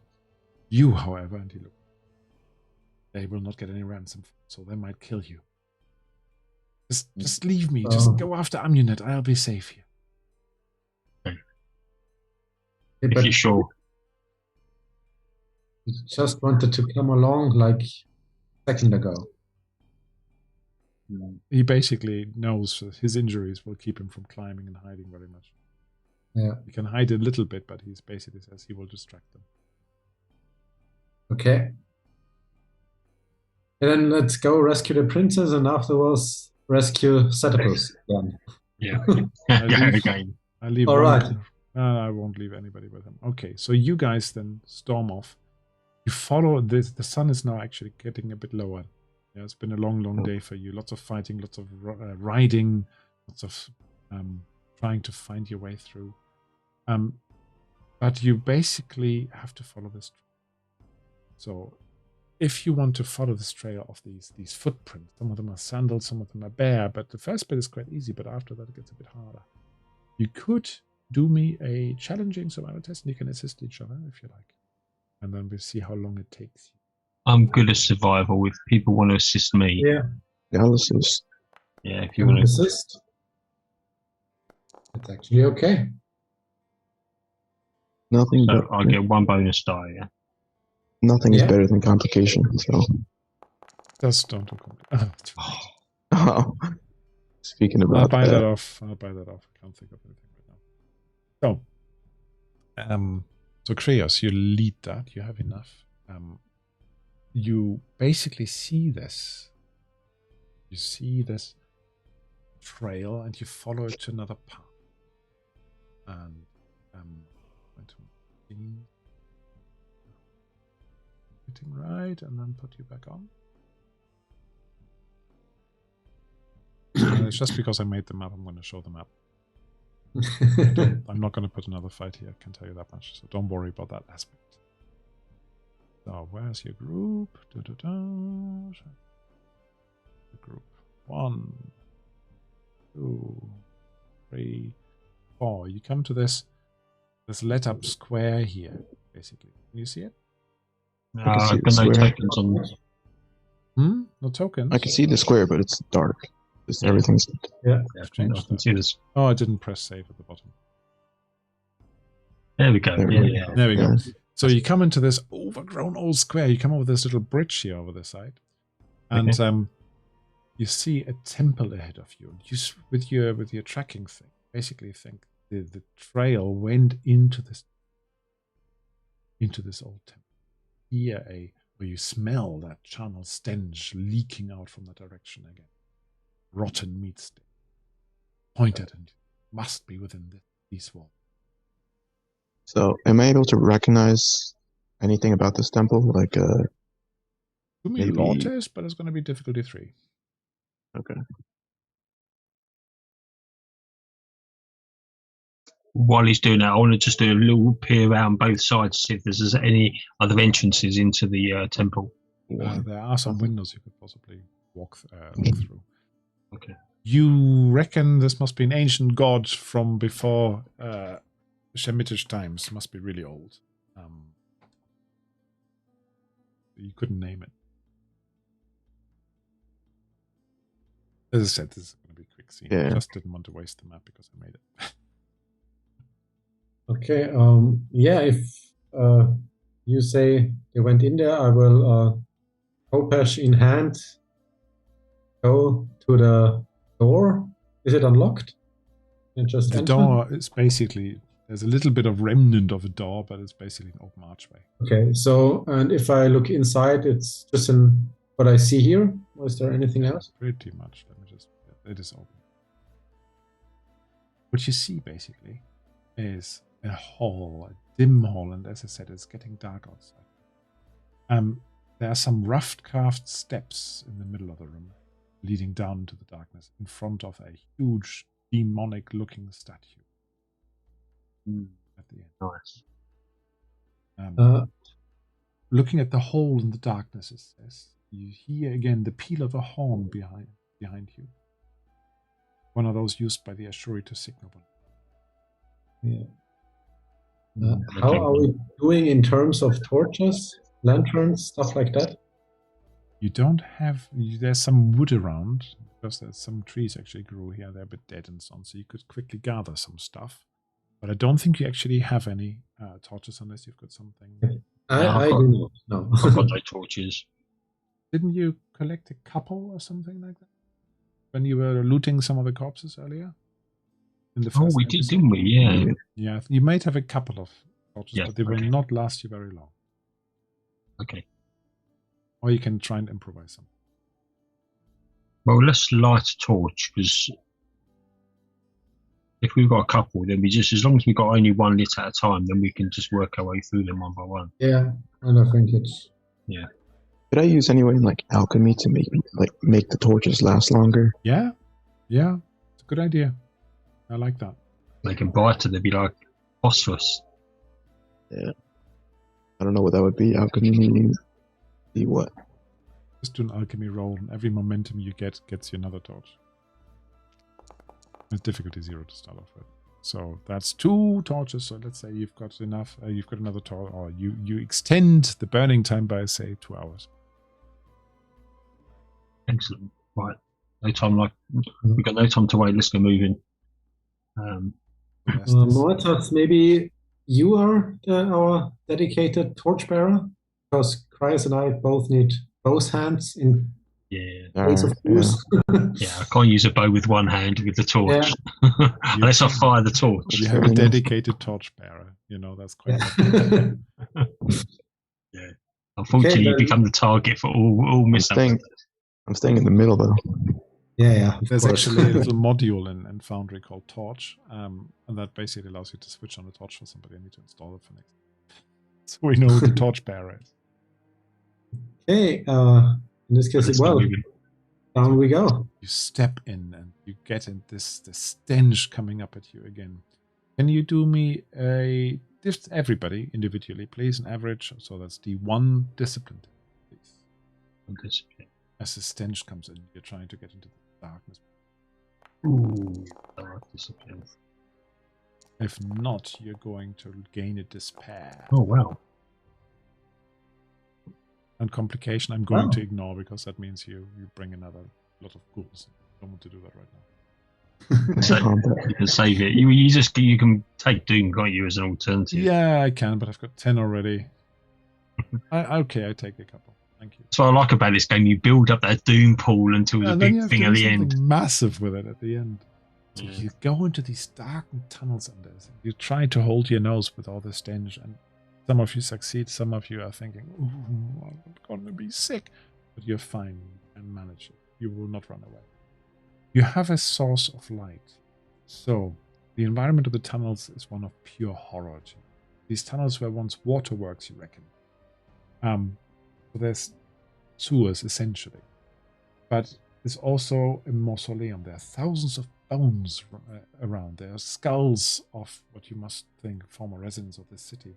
In every nook and cranny, there are long bones and pelvises arranged into tottering towers. And over all of it, you hear strange, distant chittering. You also see that some of the Ashuri have been brought down here, dropped. So you must be on the right track. And these Ashuri, as you look at one of them, you see lots of little beetles crawling all over its flesh. Nice. They're Capra beetles, and you know them, that they are basically carrion eaters. You've seen them before. Does it look like the mummy scene where this swarm of beetles is over him and just we don't want them. Yeah, those scarab beetles are nasty. Yeah, it's a bit like that. But these, at least, they're just eating dead people so far. Well, so far. So far, as long as you're not dead, you're okay. For now, anyway. So, on a complication, did we have a complication? Yeah, we did, yeah. Just the discipline check, wasn't it? So you move through, and you really wonder who must have built these bone towers. Anybody ever been to the Paris catacombs? Only seen pictures. Yeah, only in pictures. A bit like that, but a bit more freestyle, so it's not quite as neat as it. By the way, yeah, if you want to go to Paris catacombs, I recommend it, but time it well. We waited for 3 hours to get.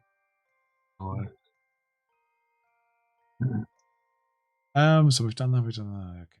So you now need to move through this dark labyrinth, this path, really hard to see. You just have your little torch light. So, who wants to navigate?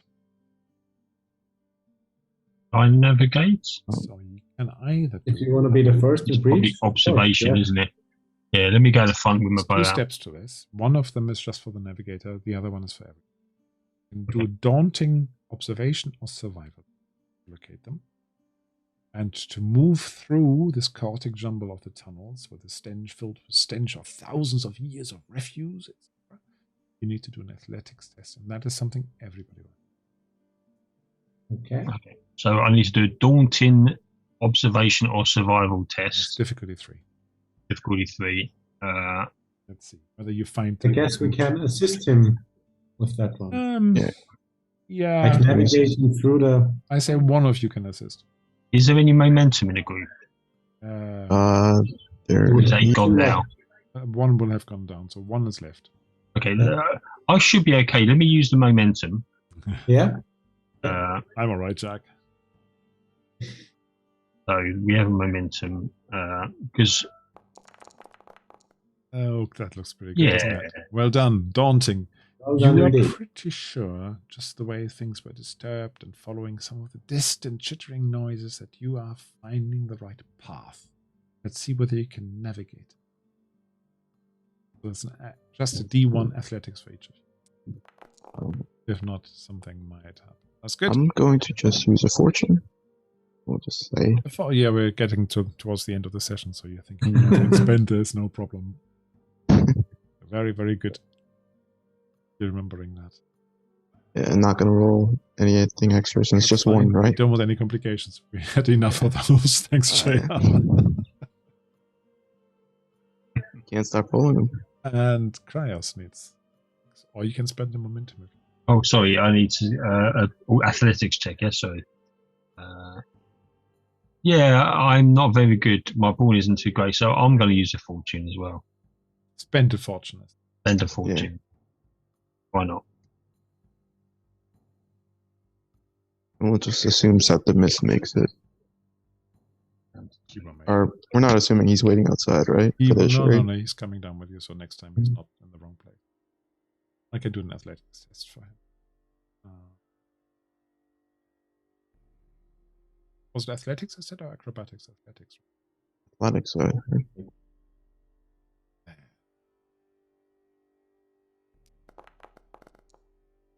Doesn't even get him a thingy. Complication. He can add a momentum. He's the only one that hasn't rolled a complication. I think. Come on, Kryos. You gonna roll? I think, Kryos, you were using No, fortune, I right? used the fortune, didn't I? Oh, you did? Okay, never mind then. Okay, so that one fades away again, that momentum. So you enter these dark tunnels, as we said. After a while, you get really, really deep, and this chittering is getting a bit. So from now on, you would have to basically move stealth if you wanted, to avoid detection. But we did say normally play about 2 hours. So I don't want to force you to play any longer. Do you want to go a bit further? Or do you want to call it a day in about 5 minutes?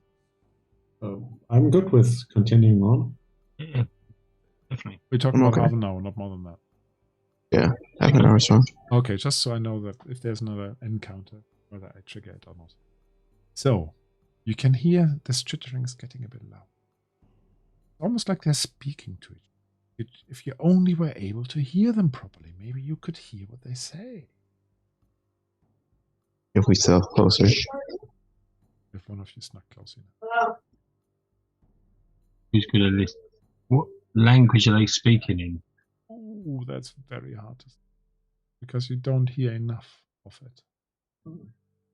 I mean, I have ancient Stygian, so that could be it, given the ancient nature of it. But then again, we're not in Stygia, so there's that. Yeah. Marat is the linguist. Yeah. I'll try to get as close as I can and try to listen if I can understand it. Do me a stealth. Want to get close. And that's a test against their awareness, essentially. I am giving you a doom. Ooh, how generous. My stealth is mediocre. We are... What did you get? Nothing. Nothing. Nothing at all. So, let's see. Senses. Stumble. Picks and pebbles. Oh, you're lucky there. Okay, you get quite close. You made a little bit of noise, but you don't think you were noticed. But you get the stench in your nose again. So you can now do a challenging observation test, and then I can tell you whether you hear something else. Challenging would be D2? Challenging is D2. D2, okay.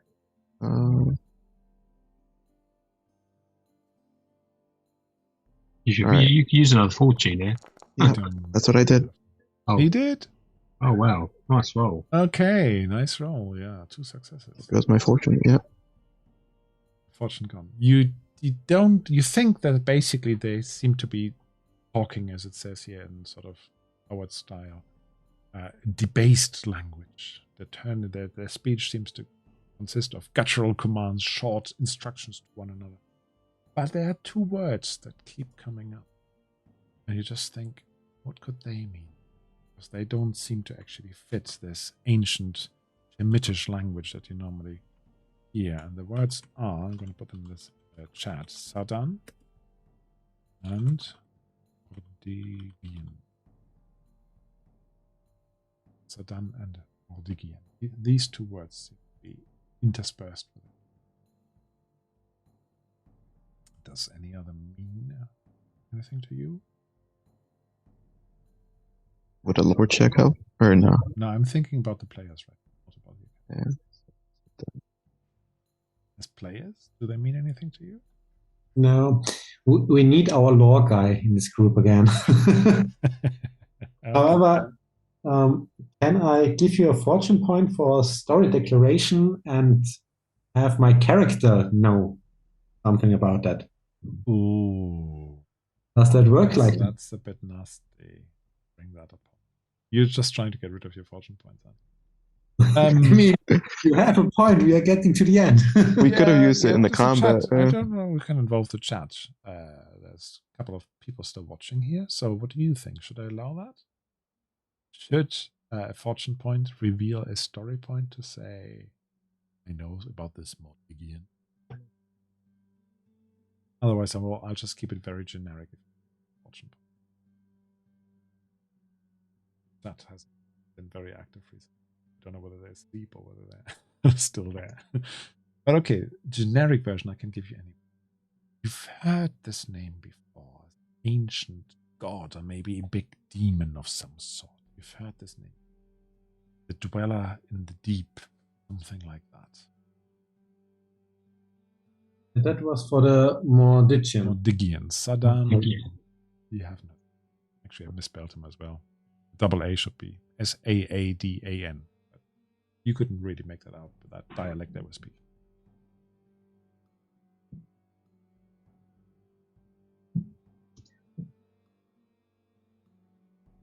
That means nothing to us, but... No, chat's not saying anything to help you. So that's all you're going to get from me. So, right.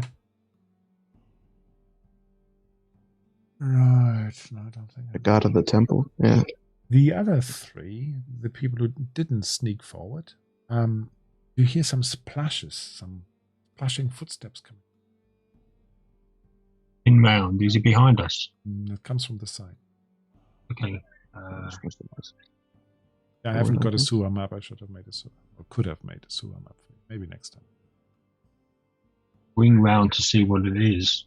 As you look around, you see a really wide-eyed Shemitish soldier staggering towards you, and he's got some big claw marks through his face, and he looks at you and says, Out! Out! I need to get out! Where have you come from? These beasts tracked me down here. Where are they? Show us. Many of us down, and he points the direction that Mortas has gone into. We'll protect you. Show us the way. Just stutters and wants to get out. He tries to push past you. He's not a danger to you, you're pretty sure. Okay, let him go. Right. I will try to deceive him that there are more ghouls behind us and that his only way to safety is to come with us. Okay, how are you going to do that? Basically, I'll grab him by the shoulder as he's running past. So wait, there are more behind us. We just escaped them. It's safer in the other direction. Right. So, do you want to persuade him or command him? No, it's persuade, I guess. Persuade. You're not great at that, are you? No. You command him to stay. Yeah, me neither. I'm not even trying it. Counsel would be better, but it's not really counseling sort of situation. Yeah, or listen here, mate. I'm not that much better with. Well, at least you would get 2 dice rather than 1. Why would I only? Because I have no focus. So it's like an unlearned skill. Yeah. However, I have another fortune point. Oh, yes, you do. So they are being spent like I don't know what. Yeah. Okay. Spend another. You don't even have to roll in that case. So he looks at you and says, "Really? There's more of these beasts?" And he starts to blubber and cry and just want to get out of here. They've eaten my friends. They've tracked them down. We asked you to be safe with us. There are drums in the deep.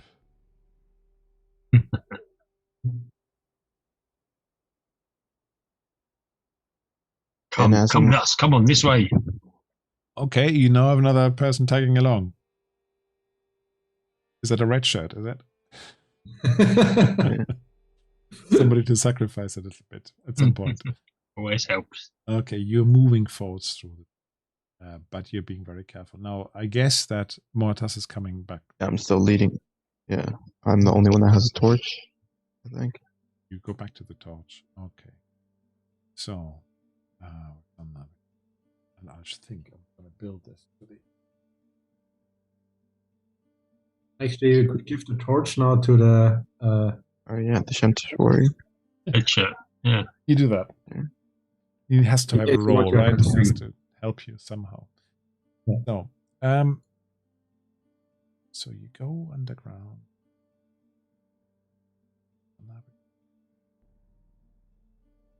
And you, as you get deeper, you hear those. You actually go down the tunnel where the strange guy came from, stumbled out from. You emerge from the tunnel onto another square eventually.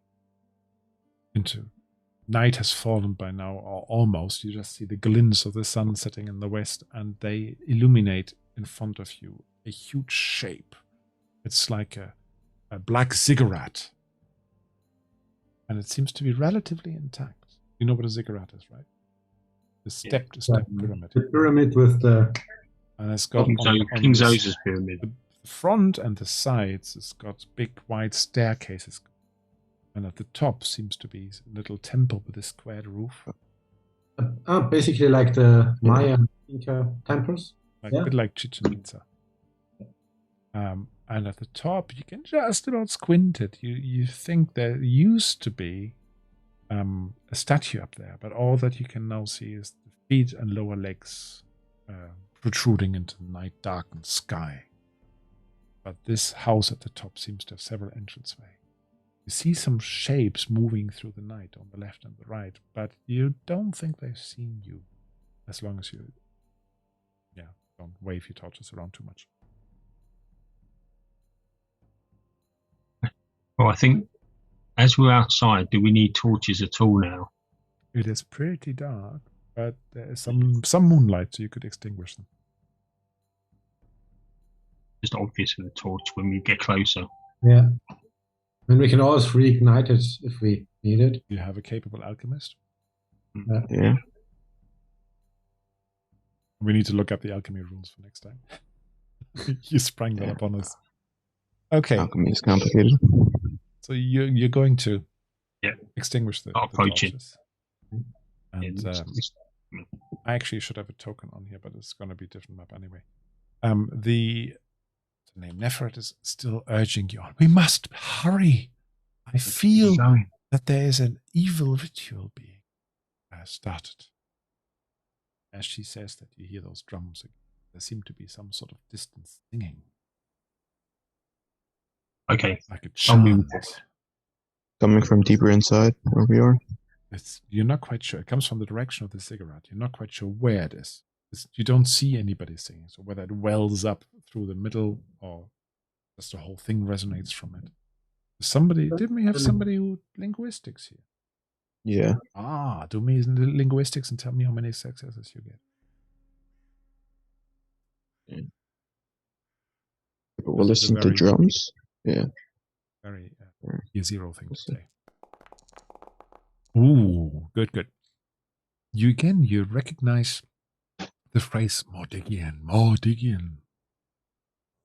And you hear the word feeder of the hungry term. Maybe trying to sacrifice her to this thing they worship. Mm. Right. Get moving forward, I think. Yeah. I'm going to use my living shadow skill just to kind of blend in where I can. This is a stealth check. Just so I got this right, we exited the sewers into this plaza. Yeah. Situation. And basically there's the cigarette, and between us is more ruins, more city. On the left, on the right, there's more ruins and so on. But on this plaza, basically on the far side of this plaza, is the cigarette. And that's where you see how far is the cigarette? Maybe 50 meters away from you. It's not so very far, but you can see some shapes moving around on the cigarette. So you think that some of these ghoulish things are climbing around on it, and you just think, well, if you really want to sneaky, then you know how this works. It's usually the worst sneaker who has to make the roll. Not the best sneaker. If you move as a group. I think I might be the worst. Septimus has got a grand total of 10. I have 8. What are we rolling? Right? Stealth. Okay. I'm quite good. I'm not bad. But I've got my living shadow, which means I can do a stealth roll with 2 momentum. So it means by yourself, yes, but as a group, it's a group check, and that means it's the person who's weakest at it. Okay, so I'm weakest at it, so I'll raise. Can I use momentum? The momentum's available, right? Oh, yeah. Are we all individually rolling, are we? Or is it one? Just one roll. Just a group roll. Because if one of you gets spotted, you all get spotted. Okay. Alright, hopefully. Complication success. You made the success. Yeah. I have to roll for their awareness, so it all depends now on whether they roll better than you or worse. On success. On a draw, the players win it. So there's still a complication.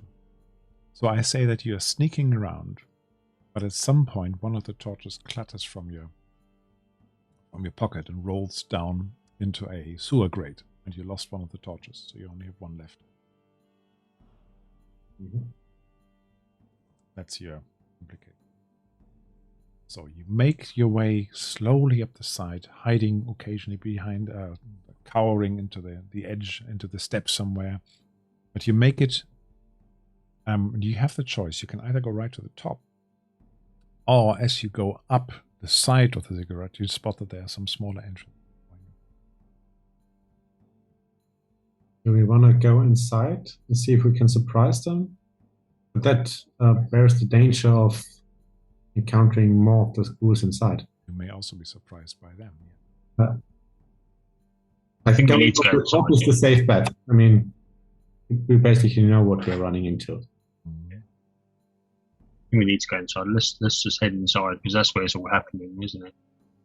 Ducking inside into a warren of small corridors and so on. You may have to switch light your other torch. Okay. You're moving around with a little bit of light. Lots of small rooms here and there, and strewn with filth and rotted clothing and bones and some other stuff. But you can hear that the drums come from further deep in this ziggurat. How are we doing for time? Actually, there are occasionally some small oil lamps burning in some of those corridors. Like into the side. Might be better than torches. The side of the wall, they made a little bowl on it and put a little wick in it and a small oil brazier. So it's nothing high tech, but they definitely seem to like a little bit of this light, and it gives out an odd greenish light and a stink and a bit of smoke in it. Can I take one of those with me? Are they like affixed to the wall? They are fixed, basically. They are next to the wall.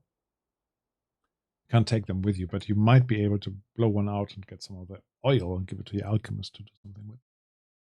Or we can turn off our torch because there's enough light for us to see. Yeah. You can try, yeah. Turn off the torch. No one will see us. There's not a lot of light left on the torch, but there's some.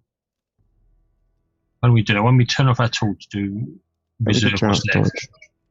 Okay. Yeah.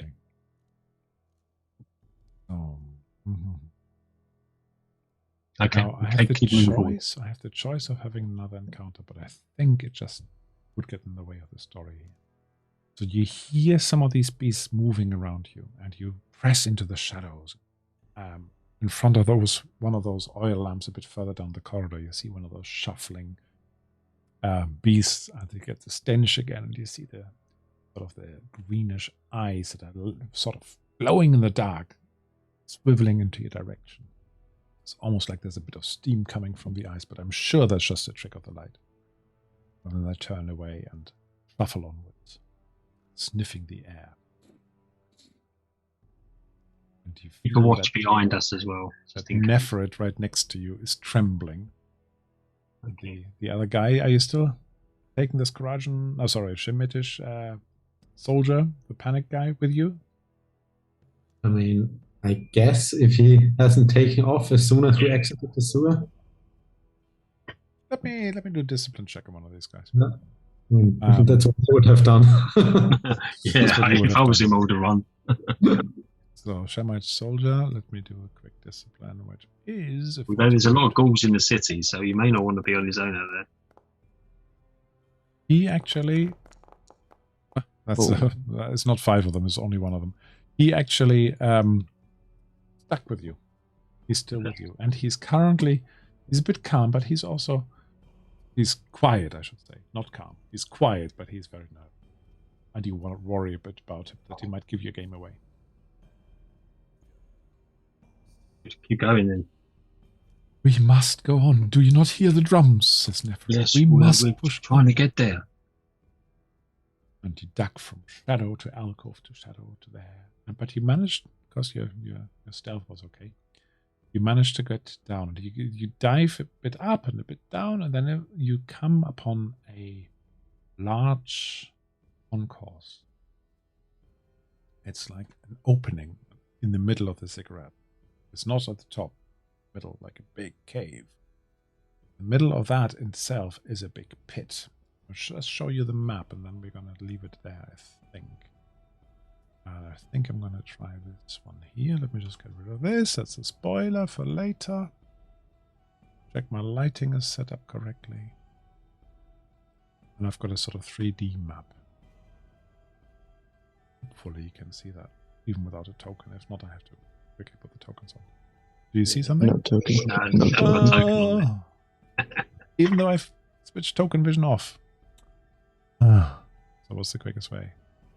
Regents. There you are. Ba-da-dum. Ba-da-dum. Mortas. And I might as well Septimus on Nephrit. And the Shemite soldier. Later. So do you see anything now? Or are the walls getting high? I think you need to save it again. I've saved it. Oh, have it's you? all done. No, I haven't saved it. Yeah, I see my hex. You know me too well, Yeah, Martin. You know me too well. Can you see it now? Yeah. Oh, that looks maps are freaking awesome, man. You like that? Yeah. Okay. Yeah. Oh, yeah. Okay. Oh yeah, I like that. He's going to jump in the pit. So there's this hall, and you see at the far side there's this huge ghoul, and it's really huge, like 2 meters, 3 meters, 3 meters. Yeah, probably about 3 meters tall, sitting on the throne. And there are lots of, and I'm going to put all the tokens out for next time. There's lots of other ghouls all the way around, hitting some of these drums. You can just see the drums, I think, and chanting. And there are some prisoner Ashuri back here in the corner in a cage, and some others are being held and led up to the middle. There's definitely ritual going on. The singing is really loud, and there are entrances to the other sides as well. But you are at the hub of whatever's going on. Neferet immediately pushes to the side to the shadow and says, "Oh, we must hide. But we must look over there." And you see that close to the throne, I'm just going to put, and she looks identical, but she's a twin, after all. Close to this big ghoul is the princess. And she's just being led up to this huge ghoul called Sadan. And I think at that stage, you're going to make a cut for it. Okay? We'll have to wrap up the mission. Well, you know what's going to come next time, and I just have a feeling that we might understand the combat rules a bit better next time. After next time.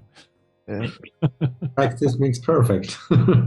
Good. Indeed. Practice makes perfect. And that's why I wanted to start with something slightly easier than the actual campaign. So, good. So, Excellent. I hope I'm not doing you a nasty by leaving it at this moment. No. Only slightly. No, we want to include yeah, it'd be good for Phobia as well. Yeah. Good. Well, at that point, as I said, our session just over 2 hours. Again, that's roughly what I'm aiming for. Recorded time 2 hours, 2.5 hours max. So I'm quite pleased with that. You moved through quite nicely. Bruce says, "Now you know the rules. TPK next time." Well, I'm sitting on 13 Doom. Yeah. Which allows me to summon an awful lot of extra monsters or buy an awful lot of extra dice. And I will kit this out. But we are talking probably at least 15, 20 rules of different shades. And this next time we're going to do the proper squad rules, where you cannot hit the leader until you've got rid of all the mobs. Hit the mobs. Yeah, and they actually get a different bonus as well, rather than just attacking as a mob. Yeah, the squad is stronger than a mob. And remember that much. Okay, so let's say goodbye to our stream. We can have a quick chat afterwards. And then we will find a date as well. Good night, Kai, as well, and thank you again for watching us. Really appreciate it. So farewell, and hopefully you enjoy it. That is us. Yeah, we're gonna have to schedule a date. We have